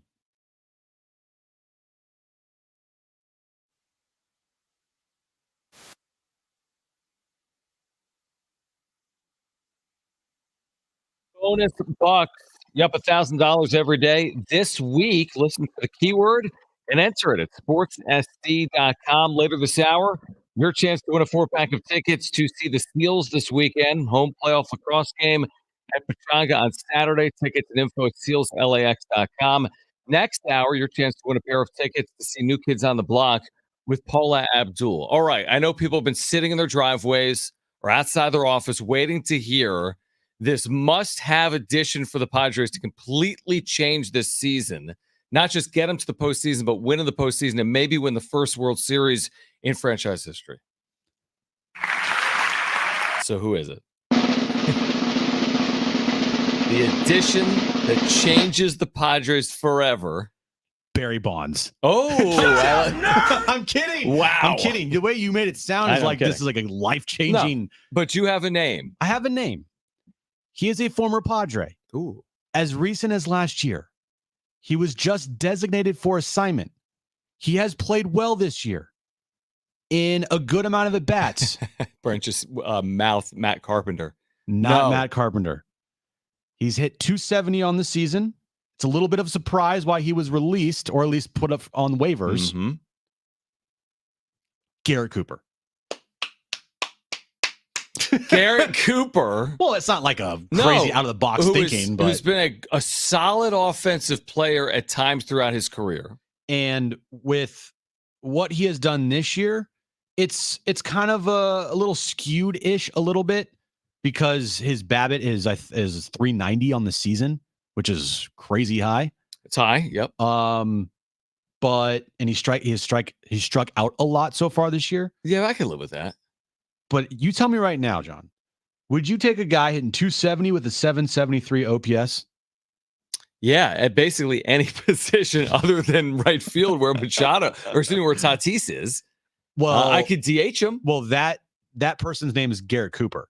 So you think Garrett Cooper? I agree with Everybody you. was like, go get Brandon Bell, go get Tommy Pham. But you can go get Garrett Cooper right now off waivers. For like literally nothing. Potentially, unless someone else puts a claim in. I don't know where the Padres are in the process. So maybe they will put a claim in for Garrett Cooper. I would hope so, because it was a little surprising that he was released, or at least put on waivers, excuse me, because he was playing really well. It wasn't like he was hitting 070, and then it would make it so much easier to put him on waivers. But he's doing, fairly decent. He's got a home run, 6 RBIs on the year, a 341 on base percentage. Yeah, that's good. It's solid. I'll tell you what, it's better than anything they have on their bench right now, by far. Not even close. He's better than Tyler Wade. He's better than Graham Pauley, who has really struggled. It's so small on Pauley. Rookie, 20 at bats. And by better, more season, more experience. He gives you a better at bat, right. I feel like, than anybody on their bench. Now, Tyler Wadey came through the other day in Colorado. And Eggy Rosario's been good and Azocar have been good, but they're not really asked to produce with any type of slug. Maybe Rosario is. But, here's a veteran guy that has hit for power at times in his career. Not crazy power, but he's been a productive big league hitter at times in his career. Now you must ask, what did he do last year with the Padres? You forget that he was on the team last year. He played 41 games for this team last year. Okay, let me guess his numbers. Right. Because I have no clue. I couldn't have less of a clue what this guy did. Yeah. Now, he was on the team when they were actually half decent. It was late in the year. Right. I'll say 241. Half decent. They're okay. Their last 41 games, they were well over 500. Okay, you're right. I'll say he hit 241 with 3 and 9. Like 9 RBIs? Yeah, maybe that's 241, 3 homers, 11 RBIs. Did you look at the stats here? No, I have not. He hit 239 with 4 home runs and 15 RBIs. Yeah, nondescript, but productive enough. His on base was 223. That's Wall of Fame worthy. 725. Is it not? It's up in the Wall of Fame at that's Gallagher a top Square. 40, 41 game stretch in franchise history. It's amazing for this team. 7 doubles. How much was he making before they waived him? That's a great question, John. Because is he owed the rest of that? Yeah, I don't think it was a lot. There's no way. It wasn't a lot. If you're going to put a guy on waivers, you're not really caring about. Right. $2.5 million. Oh, yeah. Bring this guy in. Bring this guy in. Wait, no, sorry. That's not arbitration. I'm just kidding. He's making $40 million. Just kidding. Hold on. Stand by. This is loading. Okay. His 2024 payroll is $1.5 million. Perfect. Easy. He's like your profar. Easy. You replace him with a Graham Pauley who needs to be playing every day. He's clearly right now overmatched at the big league level. He is striking out way too much. Put him back in the minors. Manny Machado will be back in the field, hopefully sooner rather than later. Need a DH. We need a bat. Garrett Cooper. Boom. There it is. How you doing? Everything changes beginning tomorrow or whenever they put this waiver claim in. Now, if they do put a waiver claim in on him and someone below them also puts a waiver claim on it, well, then they lose out. And they lose out. That's not their fault. It's not their fault. No. If they just don't put a waiver claim on Garrett Cooper, I'm kind of sitting there thinking, why not? Yeah, there could be particulars, but it's a fair point. I agree with what you're saying. I think they should as well. I agree with what you're saying. All right. I fixed all the problems. You're welcome. I think we've mentioned this before. Eric Hosmer has a podcast. So does my mom. A lot of people have podcasts. What's it about? We're going to listen to it. I don't know. But a lot of people have podcasts, is my point. Including Eric Hosmer. Now, in a number of his initial episodes of what's it called? Hitting the long ball, to be ironic, but whatever his podcast is called. Drowning in a Second. Right. Ground Ball, the podcast. He's had a lot of former Padres or current Padres on the podcast. It's like the Padres player podcast. It's either Padres or Royals. Surprise. Shocker. So he had Fernando Tatis Jr. with who? Jerks and Profar. The greatest player in Padres history. And the conversation went to Ha-Sung Kim's rookie year in the big league. This is an amazing story. And when I listen to it, it just makes Ha-Sung Kim even more relatable. Okay. So I like him even more. I like him even more now. Let's hear it. I tell the story with Kim. I tell, a lot of the Korean, the Japanese players, to calm the nerves, they smoke cigarettes. So Kim, his first year, crushing cigarettes. Hey, you go to use the bathroom down the clubhouse, and Kim's just boom, boom, boom. Like, God damn, Bobby. Stressing. Yeah. Stressing. So year 2, he comes back to spring training, right? He comes back to spring training, and he goes, hey, bro, me, no more cigarette. No more cigarette. We're like, oh, okay, good. Hey, we go the whole spring, good. Second day of the season, 6 at-bats in. We walk by, Kim's out there. Hey, we go, hey, you said you're done. He goes, mucho stress. He got right back on. That is I like that. Hilarious. I like that. Mucho stress. Do we need more? If Eric Hosmer only interviews current Padres, the podcast could be listenable. In San Diego. Correct. I don't know if it's going to have national broad appeal. Yeah. But that's a good getting Tatis on your podcast. Yeah. They do this in the NFL. And I wish it's hard to do it in baseball because you play every day and there's not much downtime like there's in football. Because, during the week you have a couple days at nighttime where you're fine, right? But imagine if you had a baseball player have this type of podcast during a season. Gotcha. You know what I mean? Yeah, it's like, when do you do it? But it's so hard to do it because you're playing every day, you're traveling. When you do have any free time, you're spending that with your family. So it's really hard to do, and I understand that. And does it resonate? And now, it may. The right podcaster, the right person with the right guest, it may. But that Kelsey effect is so hard to emulate outside of the big 2 sports for me. NBA resonates nationally. NFL, of course, we know resonates nationally. You get to Major League Baseball, you get to NHL, just doesn't have that same broad-based appeal for a lot of people. I mean, I guess if Eric Hosmer was interviewing Travis Kelce or interviewing other sport athletes, Tiger Woods, LeBron James, but that's not who he's interviewing baseball players. I see in our YouTube chat, PJ says Mookie does a podcast. My mom does a podcast. Yeah. Well, maybe Mookie does a podcast, but guess what? Nobody listens to it.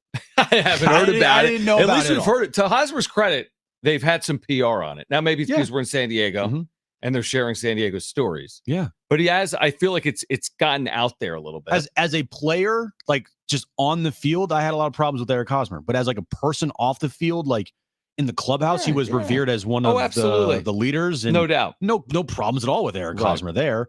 And I think that, again, if Eric Hosmer was on the Padres and showing this side of himself, he'd be more liked. More likable. 100%. Yeah, and you had this type of podcast that's probably true. During his time here in San Diego. But he was so hands off-ish.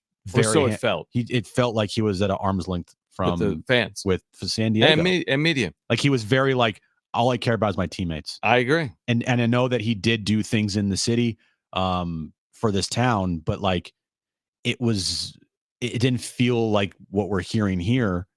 And if this was something that was going on with his time in San Diego, dude, I tell you what, it would have helped his image a little better. If Garrett Cooper waiver claim doesn't work out, I know a podcaster that can play first base and DH. It won't cost you a lot. All right, he's still getting paid by the Padres. It's true. 877-767-4760. Who wants a free 4-pack of tickets to Saturday night's Seals lacrosse playoff game at Pechanga Arena? Tickets and info at sealslax.com. You need to call right now. First 2 callers will be contestants for trivia. We call it Trainwreck Radio. This is a great giveaway. 4 free tickets to a Seals playoff game at Pechanga this Saturday. 877-767-4760. Perfect for the whole family. 877-767-4760. We'll play trivia, give away those Seals tickets up next on Jon and Jim.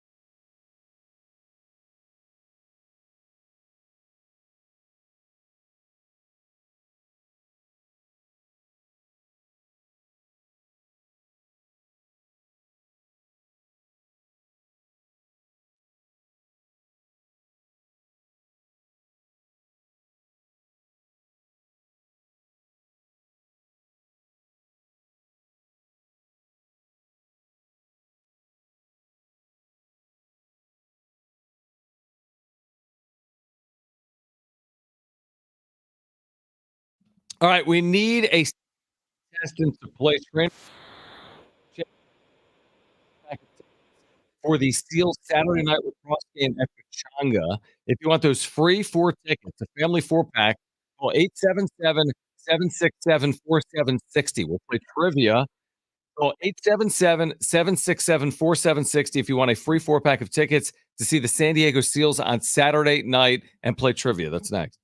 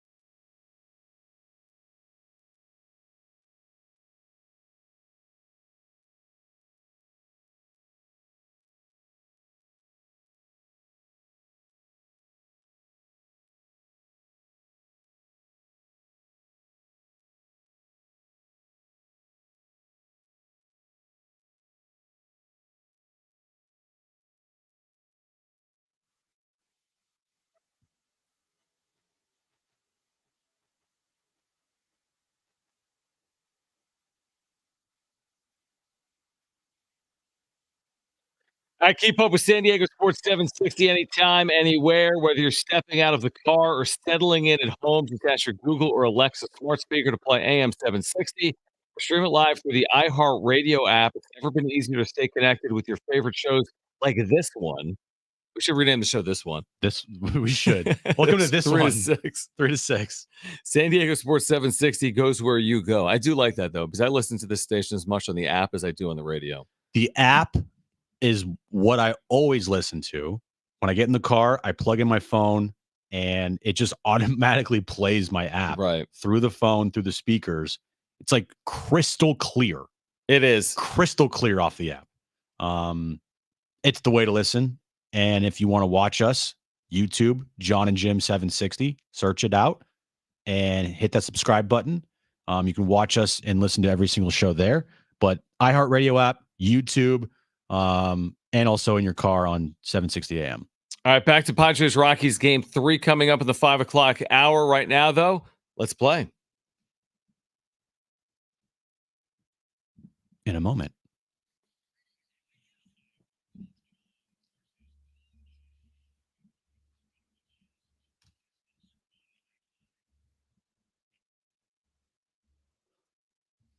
All right, 3 questions, 2 contestants, 1 lifeline. Today's 2 contestants, we have Chris and we have Austin. Chris, you called in first, so you have your choice of Jon or Jim. Who do you want to go with?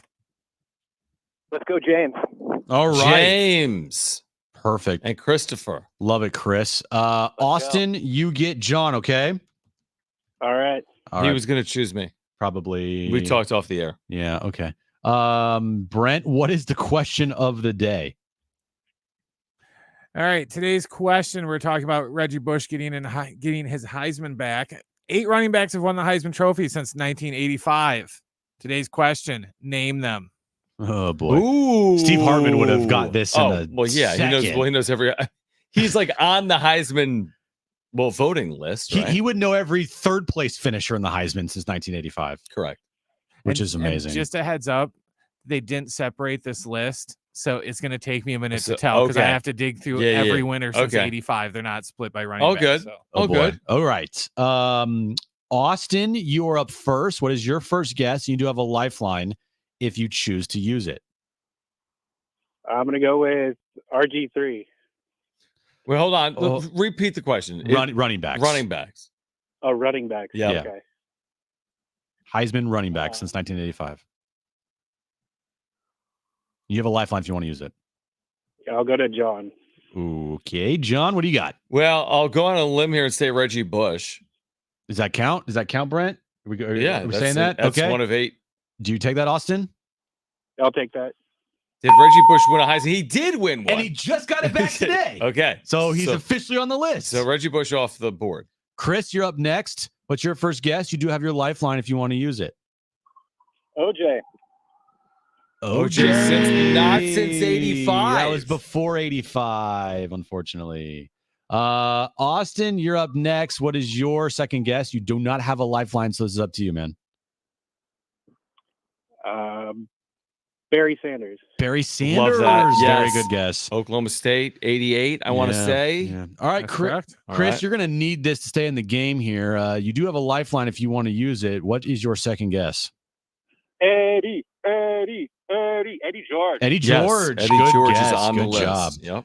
Austin, you can win this here with the correct answer, and you do not have a lifeline. Yes, so it's all up to you. What do you got? Okay. 5 seconds. I'm going to go Derrick Henry. Derrick Henry is going to be correct for a win. Yes, Alabama, on the list. Very good, Might be the last running back, Brent. Is that accurate? Last running back to win the Heisman? Derrick Henry? I thought I read that in a Probably. Reggie Bush article or something today. Did Mark Ingram win the Yes. Heisman too? Did Mark Ingram win a Heisman? Yes. He did. Okay, yeah. Ricky Williams? Yes. But that's the thing. Only 8 since 85 have been tailbacks. So it's been quarterback dominated. Yeah. So right. Ricky Williams, San Diegan. Reggie Bush, San Diegan. Who are the other San Diegans that have won it? There's one. Salam. Yep. That's Okay. Yeah. Yep. There's a San Diegan. Well, Well, Marcus Allen's before 85. right. There's a San Diegan. Since 85, yeah. All right. Who's on this list? We've run through a lot. Bo Jackson. Yeah, that's a good Is player. he good? Was he Yeah, good? he was very good. He was pretty good. Bo Jackson, Barry Sanders, let's see, Rashawn Salam, Eddie George, Ricky Williams. Then we got nobody till Reggie Bush, Mark Ingram, and then Ron Dane? Oh, Ron Dane, Wisconsin, 99, right, Brent? Yes. Yeah, and Ron Dane. Yeah, there we go. It's a good list of players. Very good Hence list. the fact that they all won Heisman trophies. They're all deserving of Yeah, it. no Yes. doubt. But it's been hard. It's been since Derrick Henry. That's how long, Brent? What year was it? 2015. It's Pushing 10 years. It's like a quarterback award It's now. completely a quarterback award. Yeah. It's completely. Has there been anyone other than quarterbacks? Brent, a receiver? Yeah. Devonta Smith won it in 2020. Oh, yeah. I do remember that. But he's the only non-quarterback to win it since Right. 2015. Okay. Wow. Austin, congratulations, because you have won a 4-pack of tickets to see Seals Lacrosse this weekend. Seal the deal. They're selling it as. I like that. Oh, nice. Saturday get it. night. You like that? Get it? Ba-dum-bum. They're Seals. Yeah. Tickets and info at sealslax.com. This will be at Pechanga Arena Saturday night. How important are these two games? Padres Rockies wrapping up this 4-game series. It continues tonight at 5:40. Plus, we'll have Jim's back page for you in the final hour. Also, this hour coming up, we're going to give away a pair of tickets to see New Kids on the Block with Paula Abdul. We'll kick off hour 3 of Jon and Jim next.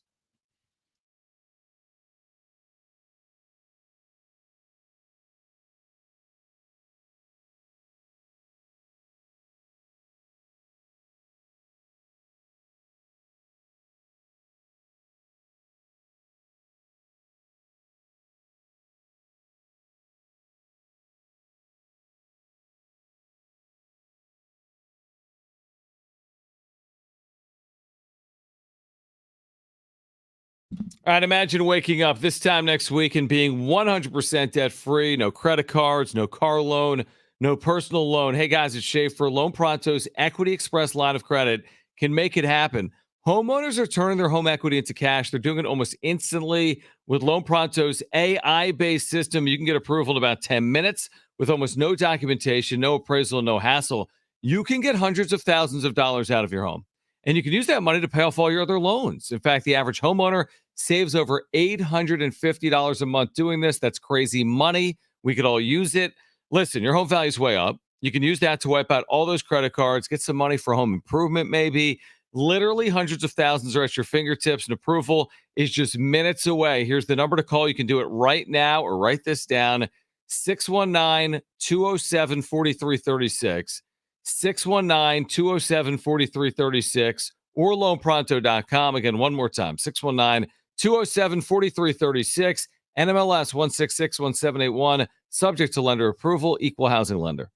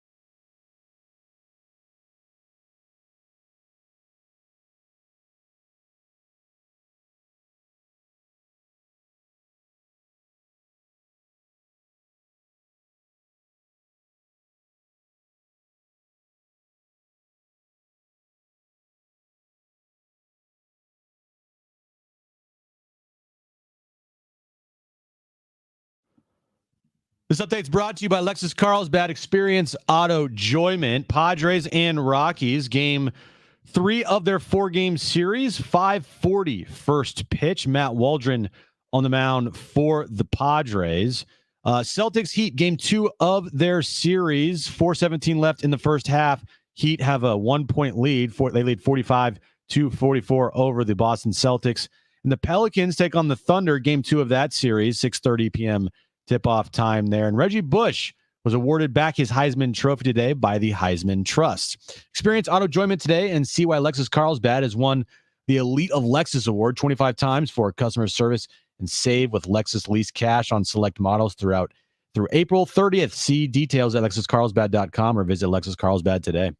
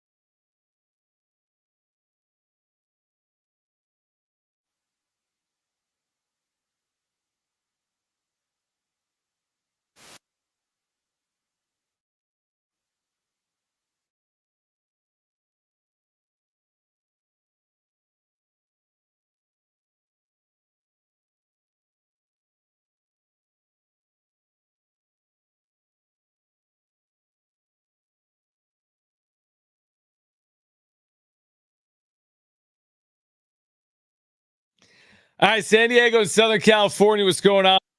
Final hour of Jon and Jim.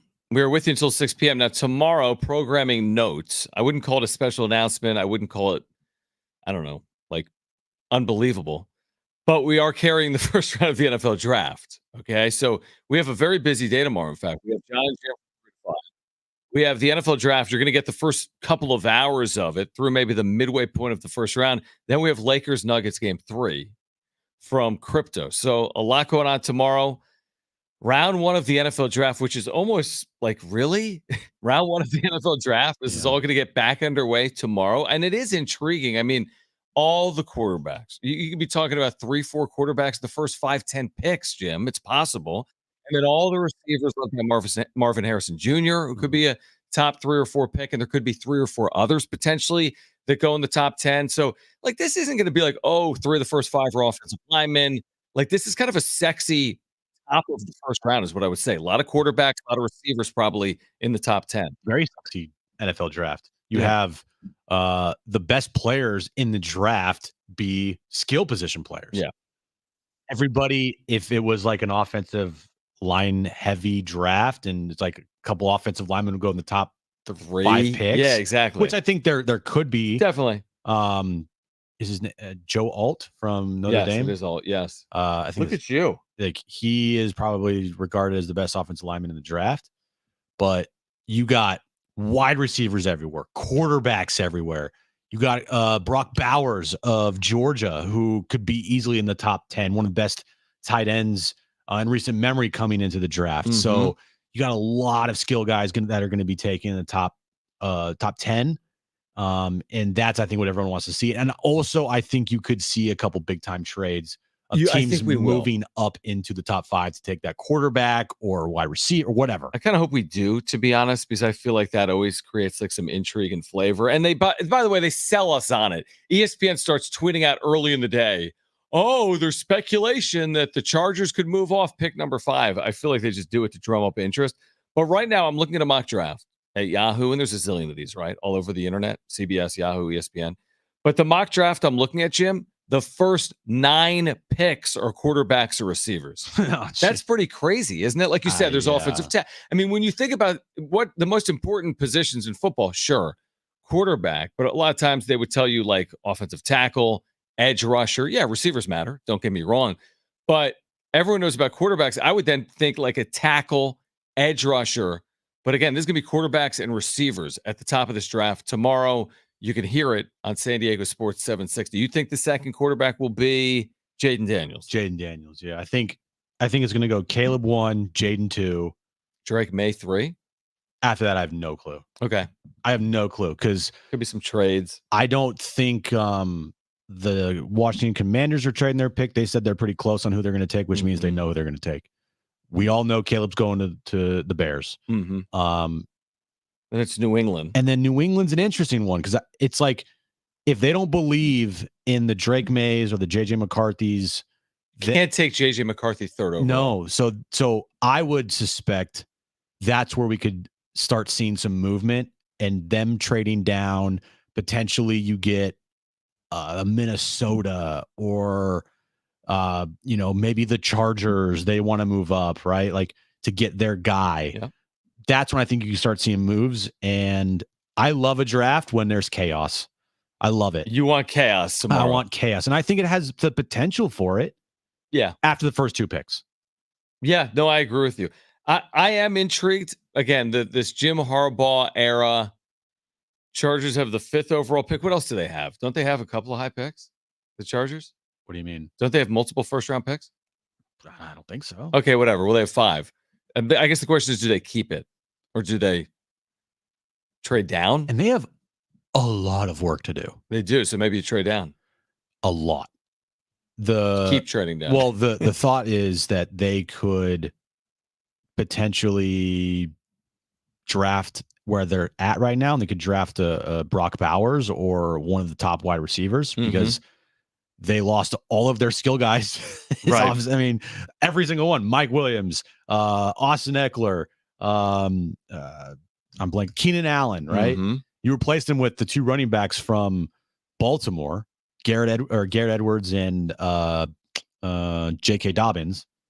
But other than that, you got nobody for Justin Herbert to throw to. It feels like. Yeah, that's a problem. They only have one first They have rounder. the 5th overall pick. They Okay. have 5th, and they don't pick again until 37. Okay, which is the second round 5th overall. We'll pick. see how a true Jim Harbaugh-led NFL team goes. Because when he was with the Niners, he wasn't the guy that he was in full control.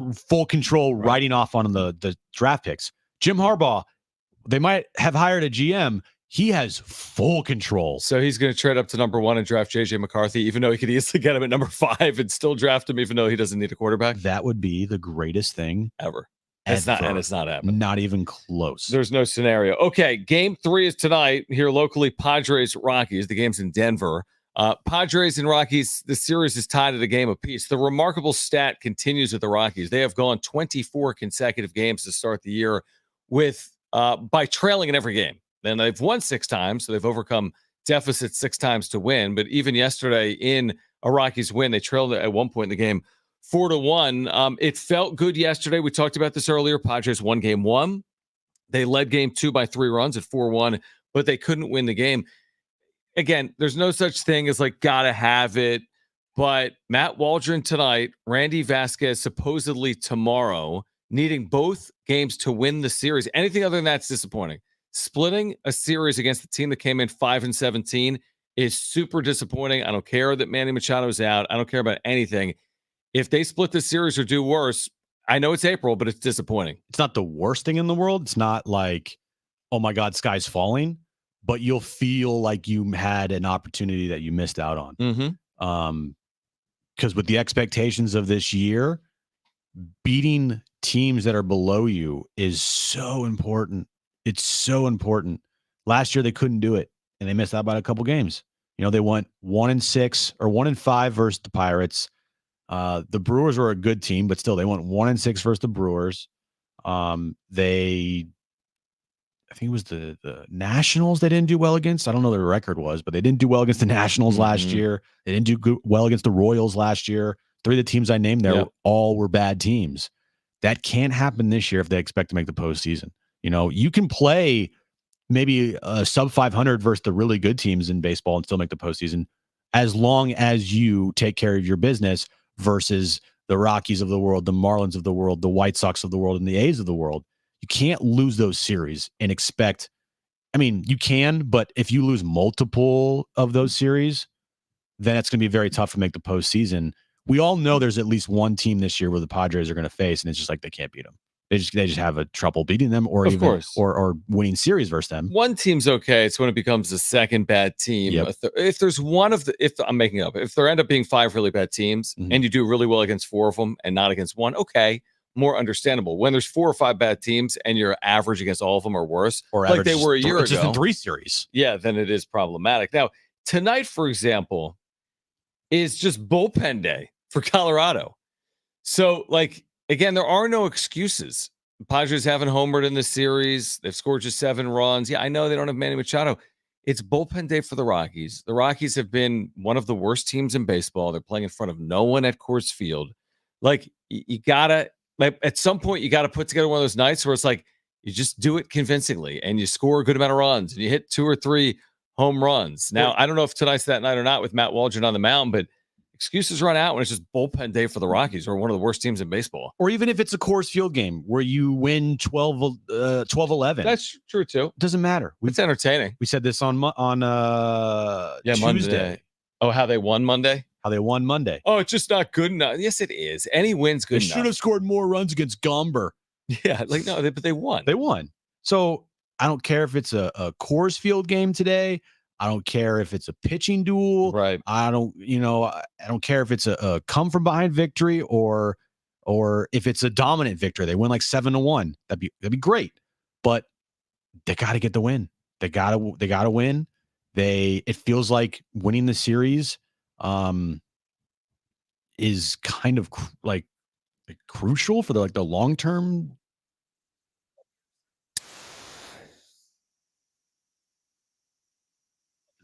Well, the thing is, your phone is charging through my charger, so Hold you on. can't really check. I can check. But that's the thing. Phillies have been really good. Reds have been good. Like, yeah, it's not going to be. You would think if there's something to take advantage of, it would be this week in Denver against the Rockies. Who's their schedule after? Okay. Colorado? Read me all 126 remaining games. Do you want to go over every single game and break down this game? 136. Do you want to break down their? Yeah, let's start with today. How about their May 27th matchup versus the Miami Marlins? Do you know the probables? I don't. See, the issue with that game is it's a 3:40 Monday start because it's a Memorial Day. Yeah, that's actually the day after your wedding, or 2 days after your wedding. my wedding. Yeah, you have to take that into consideration. You do. But just the recent stretch here: Philadelphia this weekend, followed by the Reds. Okay, followed by a road trip to Arizona, and then Chicago to take on the Cubs. Then you come home, take on the Dodgers for a 3-game series here, and then you face the Rockies again. Middle of May. And if you want to go a little further, at Atlanta, at Cincinnati. And then New York, and then Yankees come to town. So that's through basically May. Mm-hmm. The only quote-unquote easy is right now in Denver, next 2 days, and back home against the Rockies in a couple of weeks. Right? Yeah. And, easy. And honestly, John, if I'm just like looking at their overall schedule right now. Hardest schedule in baseball history? No, because then it lets up. You got the Miami, Kansas City Angels stretch. This is a stretch in their schedule. If things continue the way they do with these teams, how they're playing right now, this is the stretch which I'm going to write it down. Okay. Write it down. Mark it on the, I'm not going to write it down. Mark it. Okay. I this can't wait. This stretch will determine their season. This will determine their season. Wait, what? All right. This will make or break if they make the postseason or not. We're playing this back in 7 months. From August 2nd to August 18th. All right. That will determine the fate of the Padres season. You want to know why? They face the Rockies for 3 at home. Then they go on the road and they face the Pirates for 3, then the Marlins for 3. They come home again and they face the Pirates for 3 more, and they go back on the road and they face the Rockies for 3 more again. So you're saying those, whatever it is, 15 games, that gives you an opportunity where you go like 10-5 or better, and then like that's your jumping off point. I guarantee you that on August 1st, which is right after the deadline, this is all you're going to be talking about. That stretch will be vital. Probably the most important stretch of their season. If they don't play well during those games, they're probably not going to make the postseason. If they play really well, then I think they have a good shot. Wow. I would say that if they play well over the final 136, they'll be in. Well, you know what and if they play poorly, they won't. No, I do. Know what I mean? Because they're probably going to be maybe, hopefully, a couple games over 500, around 500. But then you play well there, and you go 5 or 6 over. That will be the stretch that will circle. That I'll circle. I don't do a lot of circling, but I agree with what you're saying. There's some circling before then. Remember the day they came back from the 8-0 deficit? Who was it against? The Cubs at home? Cubs, yeah. So that day was turning point number one, right? I mean, Sure. Yeah. just whatever. They Not played really real, well but for the following week. But Yeah. with the idea that, maybe that's a jumping off point. They haven't done anything. They haven't played any better or worse since that moment, right? Well, they won 3 straight series. What's their record since that day? 500 Since that day, John. since the game ended. All right. Can't be better than one game over 500 is my point. The same team. They're 8-6. If you play that game, they're 8-6. Yeah. Okay. So maybe there's a bit of a jumping off point. My point is that's not a turning point. You win these next two, 10-6 since the Rockies are right. And if you lose the Cubs next game. 2, you're 8-8. Yeah. But hey. So are we still willing to use the 8-run comeback then as a potential jumping off point for the season? If you win the next 2 games, Then yes. Okay. I didn't think about it that way. I figured you were going to tell me they're exactly 500 since that game. Then they would have won 4 of their last 5 series.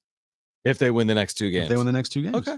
Then maybe it is. But I'm telling you, just looking at their schedule right now and seeing how the teams have played to start this season, I think it's pretty safe to say that the Marlins are not going to be good this year. Yep. It's pretty safe to say the Rockies are not going to be good this year. Okay. I think you can go out on a limb and say the Pirates could be pesky. Average. But the average at best. All right. And then, so they play those 3 teams over like 15 games. Over a 15-game stretch. And that will be the determining factor, I feel like, for this season. If they don't play well during that stretch, and who knows, maybe they go on a run right now versus really good teams because they have you look at their schedule, John. Yeah, it's hard. It's hard. They don't have a really big soft spot anywhere. So they're going to have to play some pretty good baseball. But if you get to that point and you're 500 at the deadline, make a move or 2, and then you get hot and you play against these bad teams and you have a good stretch there, that could give you the cushion you need to make a postseason run. I want to get to a text. Back to the NFL draft. Okay. Which you can hear tomorrow right here on San Diego Sports 760. Someone calling me an idiot? No. Okay. But if you'd like to, 70470, start it with team. Yeah, go right ahead. 360, trade Herbert for 3 ones and draft McCarthy. Harbaugh's favorite quarterback. I think they're trolling. Trade Herbert for 3 ones. Okay. Jim Harbaugh said that this guy, if he had the opportunity, he would take him as the first overall quarterback. He said that. That's a direct quote. He was not kidding. He's lying about his former quarterback. Now, I do agree with that, but he did say that. You're saying that so you help out JJ McCarthy's draft stock.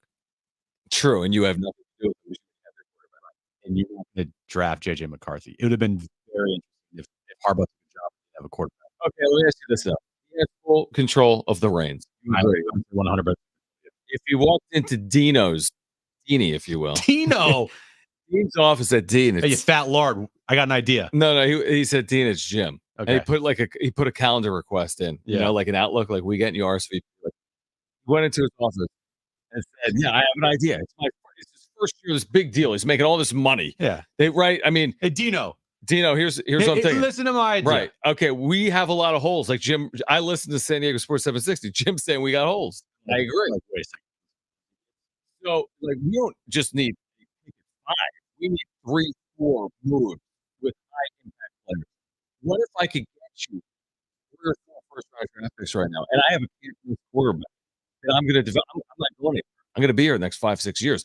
I fully believe in JJ McCarthy. I can get 3+ picks for our current quarterback. We're nowhere near ready. We might have the quarterback, but we have 3 or 4 needs right now. We're we're in salary cap hell. He's got full reins or not? You want me to be Dean Spanos? Yeah. No.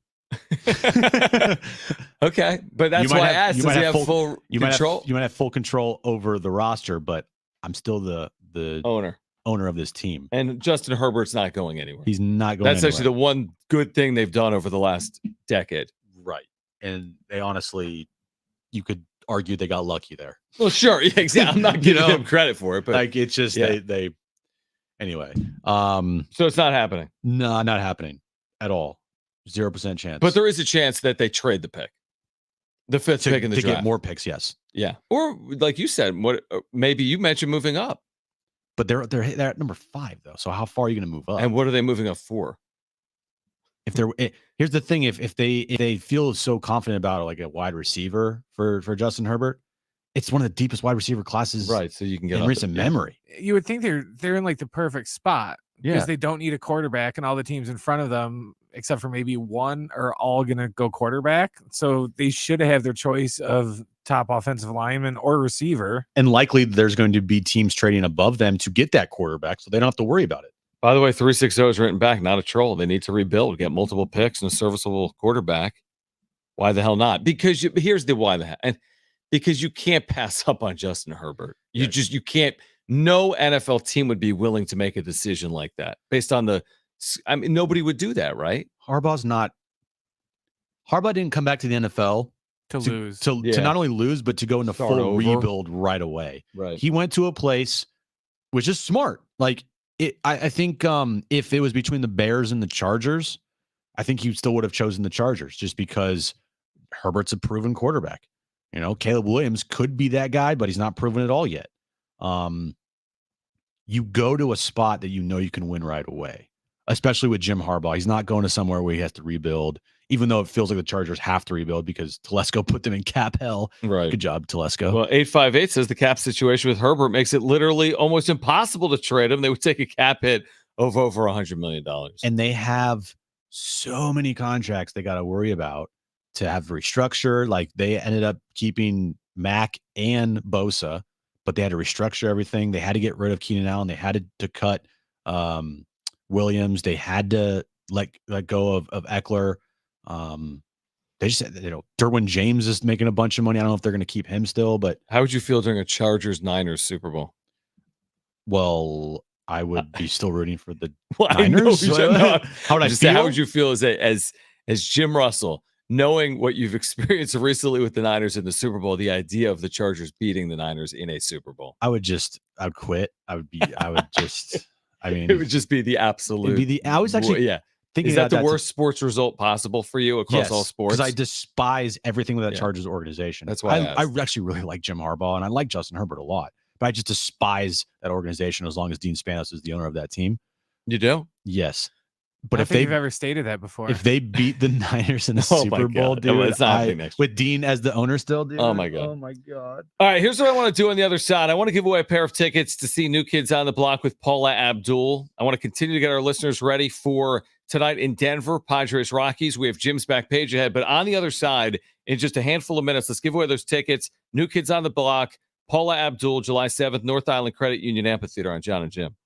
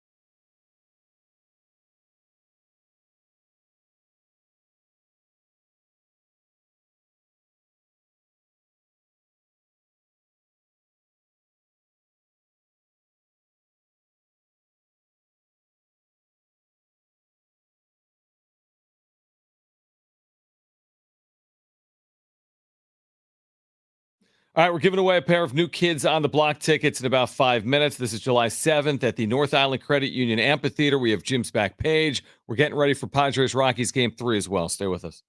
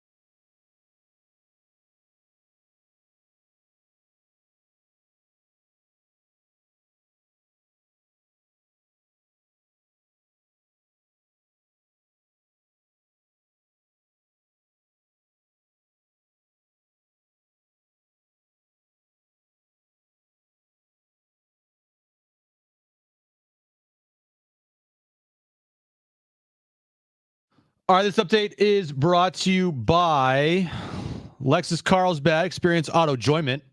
Padres and Rockies.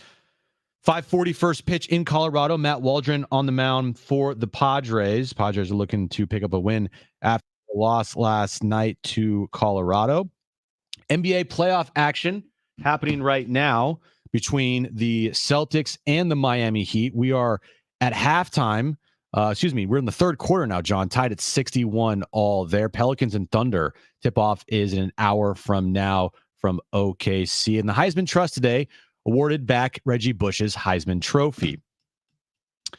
Lexus Carlsbad auto enjoyment is today, and you could see why Lexus Carlsbad has won Elite of Lexus Award 25 times for customer services on Save with Lexus. Lease cash on select models through April 30th. See details at lexuscarlsbad.com or visit Lexus Carlsbad today.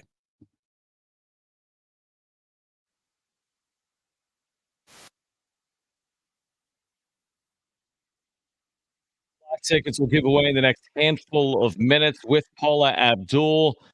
A reminder, 760 has chances for you to win bonus bucks. Yeah, $1,000 every day this week. Listen for the keyword and enter it at sportssd.com. Some housekeeping with former Aztec men's basketball players, Jim. Official. Keyshawn Johnson is in the NBA draft.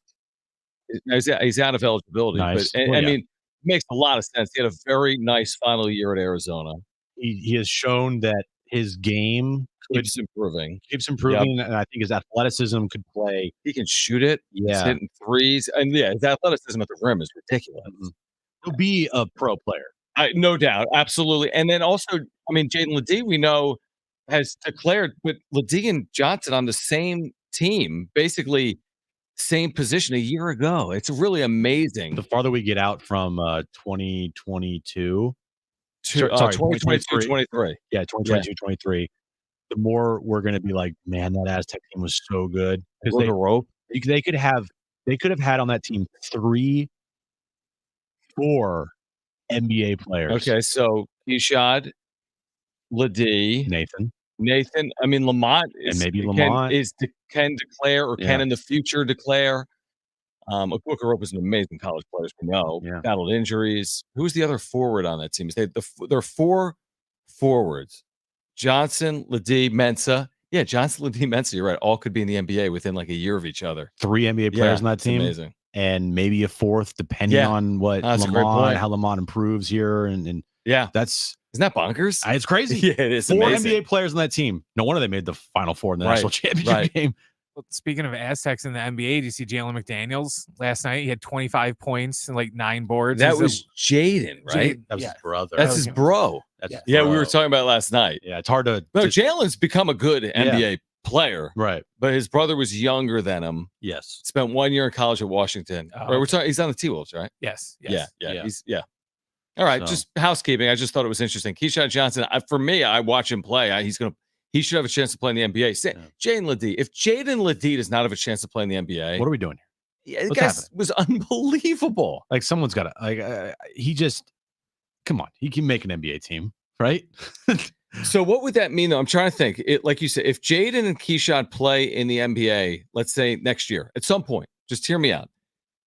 Jordan Shackle played in the NBA. Like I'm thinking the last 5 years, you would have had Shackle, Mensah, Keyshawn Johnson, Jaden Ledee, Malachi Flynn, Jalen McDaniels, Kawhi Leonard, maybe an 8th. I mean, you're talking 7, 8 former, Aztec for life players in the NBA within like a 3-year period. Mm-hmm. You're getting up there. Like that's impressive. But that team in particular, yes, would be 3 NBA players on it. One of them wasn't even a starter. Right. You know what I mean? Like it just shows an All-American was coming off the bench. How great that team was, and the longer that time passes, the more appreciation everyone will have for just how good that team was and the players on it. You're like, that. I mean, and what do we say that if Lamont doesn't return, and he very well could, if he didn't return, would that mean all 9 rotation players from that team were gone? If Correct. Lamont didn't return, because Micah has transferred, Darion's out of eligibility. The D's out of eligibility. Right. Nathan, AG. So Lamont's the last guy, the last piece that could return from that national championship game run. Right. Crazy. We'll see. Wild. Okay, I want to give away these tickets right now. Caller 7, you've got them. A pair of tickets to see New Kids on the Block with Paula Abdul. Here's the number to call. 877-767-4760. Again, 877-767-4760. This is Sunday, July 7th, North Island Credit Union Amphitheater. Get the Magic Pack, 4 tickets for $89 plus fees at Ticketmaster.com. Again, the number to call, caller 7, they are yours, free tickets. New Kids on the Block with Paula Abdul, 877-767-4760. Will you be there? No, John, I won't be there. No. All right. Then I guess I won't see you. I have things I got to do. Such as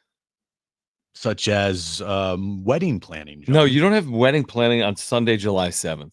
That's right. I'll be married already. Unless something goes haywire with Aaron and then you find someone else and get married 6 weeks later. Let's also be real here. When I say me and wedding planning in the same sentence, it is 100% Aaron wedding planning. Has this created consternation? Has this created friction? No, not with me. She's cool with her. No, I know, but with her. She's doing 90% of the work. Let's say 99. Is she upset at that? No, she's not. And what I hope is true, because I think she feels this way, is if me and her were like clashing constantly about like wedding stuff and everything, I think just having one person handle things makes it easier on everybody. And plus, she is way more organized than me. She is way more on top of things than I am ever with anything. And my issue was if I tried to do something, what if Kristen didn't like what I did? Exactly. Like, I trust blue plates. Yeah. I'm like, yeah, I don't know. I trust Erin more than any. She's the one person I trust more than anything in my life. And with the wedding stuff, like, hey, whatever you do, I am on board with. It's great. I trust you. And she's done a great job so far. Your wedding would be like Warriors balloons with like a cutout of Steph Curry and like a Brock Purdy like signed, I don't know. Honestly, photo. When this wedding happens, John, I have like a vision of what it's going to look like, and it's going to be one of those things where you go and you're like, how did this happen? How did this happen? How did you get married? How did I get here? How is this happening at this venue? How is there a giant photo booth over there? Like, how did we get a DJ? How is the bartender over? Like, all this stuff I'll tell you how, because of Aaron. I know. If you were marrying yourself, you'd be sitting like on the ground with like no food. I would be in my garage still. Yes. Yes. I'd be in that little tiny garage, eating sushi every night and doing absolutely nothing with my life. Sounds awesome. It does kind of sound fun. So basically, Aaron saved you from a life in a garage. Oh, dude. Yeah. But no, she's done a great job with the wedding. And we're at the point now about a month out from tomorrow. Are you serious? Exactly 1 month out, Mr. Officiant. Oh my, no, officiant? Yeah. Mr. Officiant. Right. Yeah. She's at the point where she's like, I don't Over care. it? I just want to get this over. Like, I just want it to happen. Is she now? I'm going to ask you this. I'm like, you have to enjoy it. I'm going to ask you this. Is she like Kristen? Now I'm going back a decade. Okay. But Kristen, I'm not advising anyone to do this. Kristen essentially didn't eat for like a month and like worked out like a crazy person because like it's your She's only afraid she won't fit in the wedding. dress. Yeah, just to like, because you're going to see wedding photos for forever and like went on like a crazy, probably non-advisable health kick / running kick to be like ready for wedding photos. Oh, Aaron is in that mode. Aaron is definitely in that mode. We eat a lot of turkey bowls at our house now. We have right, like, exactly. We're eating very healthy, right at our house. We're having romaine lettuce tonight, honey. Yeah, but no, Aaron. She's not like starving herself, but she's also. We're not at home. We're not like snacking as much. We have very healthy dinners, a lot of turkey bowls, a lot of red meat, a lot of like chicken, salmon, fish type of thing. So how does that all get contradicted from what you eat here at work? Well, see, here's the thing, You Brent. eat like Reese's peanut butter cups here. I do, but I view it as they cancel each other out. I'm not excessively going to town on snacks every day. One snack a day is okay, but when I go home, it's not like I go home and I immediately eat a bag of chips and have a bunch of soda. I feel like it's okay-ish. It's not like crazy bad, but we'll see. I don't know. Jim's back page. That's next. Stay with us.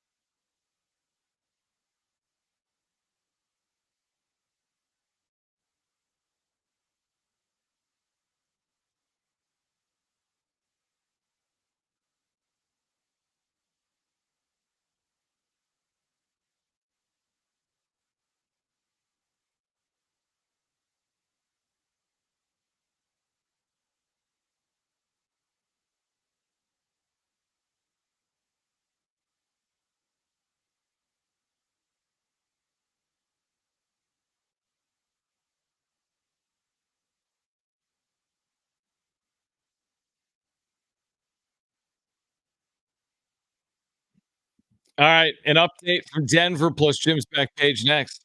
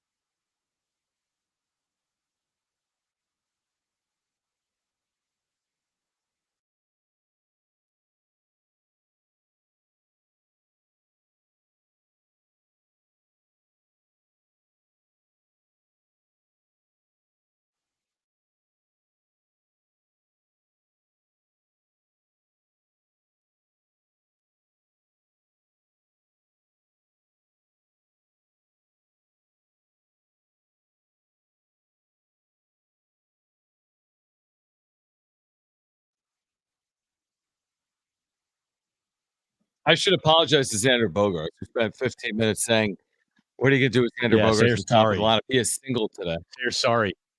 All your fault. Padres and Rockies are underway. No score, top of the first inning. Padres threatening. Remember, the Rockies have trailed in every game they played this year, all 24. Friars have 2 on, first and second, 1 out in the top of the first inning. Okay. So There we'll you be go. watching. We'll have a wrap-up show tonight on YouTube. We will have a wrap-up show on YouTube tonight. Yes. Hopefully talking about a Padres win. 9:30 p.m. You can join us on YouTube this evening as the Padres look to go over 500 with a win. Right now, let's get to this.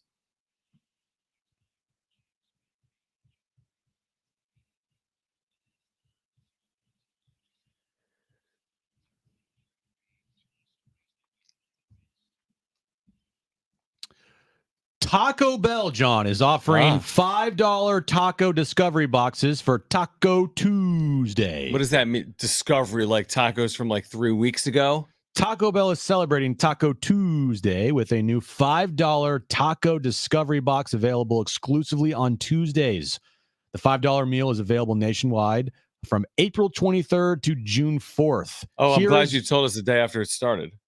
The offer Like always. The offer includes, well, hey, what? You know what? This article is posted today, John. Okay. So there you go. Well, you should have called Taco Bell corporate yesterday. I should have. See I if should this have is said, hey, happening. can you post an article today? Because I don't see an article yet. Okay, so tell us about this. The offer includes a new Cantina chicken crispy taco, a crunchy taco, a Doritos Locos taco, and a medium fountain drink.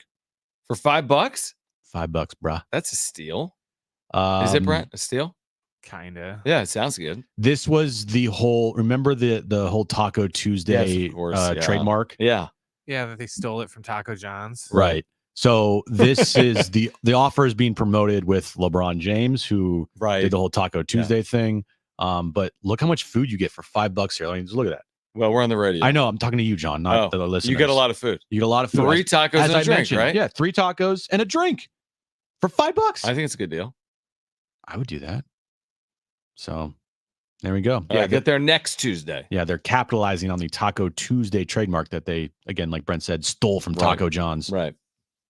Brent, you might know this character better than I do, but The Simpsons still going on. Longest running TV show, it feels like, in history. Yeah, it is, I think. Do you know the name Larry Dalrymple? Dalrymple. Not off the top of my head. He is a character from The Simpsons. He has been on the show since the beginning. He is one of the people in Moe's Tavern that is always there drinking. The Simpsons killed him off the other night. What? Spoiler alert. Can you do that? Cartoon? Well, they did, John. Okay. He rarely ever spoke, appearing in hundreds and hundreds of episodes. But he was a regular at a place called Moe's Tavern in The Simpsons. Sure. Yeah. We know that. And they Oh, okay. I see him now. they killed him off. What was the circumstance? Well, they did it. I don't know why they did it, but they said he just dropped dead. Oh, really? He just died of old age or whatever? Yeah. He just dropped dead. Okay. They said, sad day in Simpsons land. Larry the barfly has passed away. May he rest in peace. Rest high on Mountain Larry. So they're still making new episodes, is what you're telling me? They are, yeah. Wow. Yeah. They got It's like a shell of what it used to be, Right, though. It's I like. amazing. I love The Simpsons, but I stopped watching it like 5 years ago. Gotcha. because at some point you kind of run out of things to do. Oh, they totally did it. It turned into where like every episode was like, who hasn't Mo dated yet? And they're like, well, Right. he hasn't dated this person. And it's like, oh, okay, well, here's this week's episode. And then it's like, oh, who hasn't Marge's sister Yeah, dated yet? I And it's just like, and it's bound to happen. You know, when you're on like, I think they're on season 35 or It's something right amazing, now. yeah. It's like you're gonna run out of ideas. Right. Well, it is an iconic show. If they're still making money and they're still getting endorsements, they're still selling merch, then keep doing it. Endorsements. What do you mean? It's a TV show. Well, What do they have? A deal with Mitsubishi? Yeah, whatever. Continue. What else do you have? you know what I mean. I guess I They're do. making money. They still got to be gonna do it. making money. Yeah, Yeah. they're still making money. Then Right. there you go. Do you want to go to Taste of Little Italy?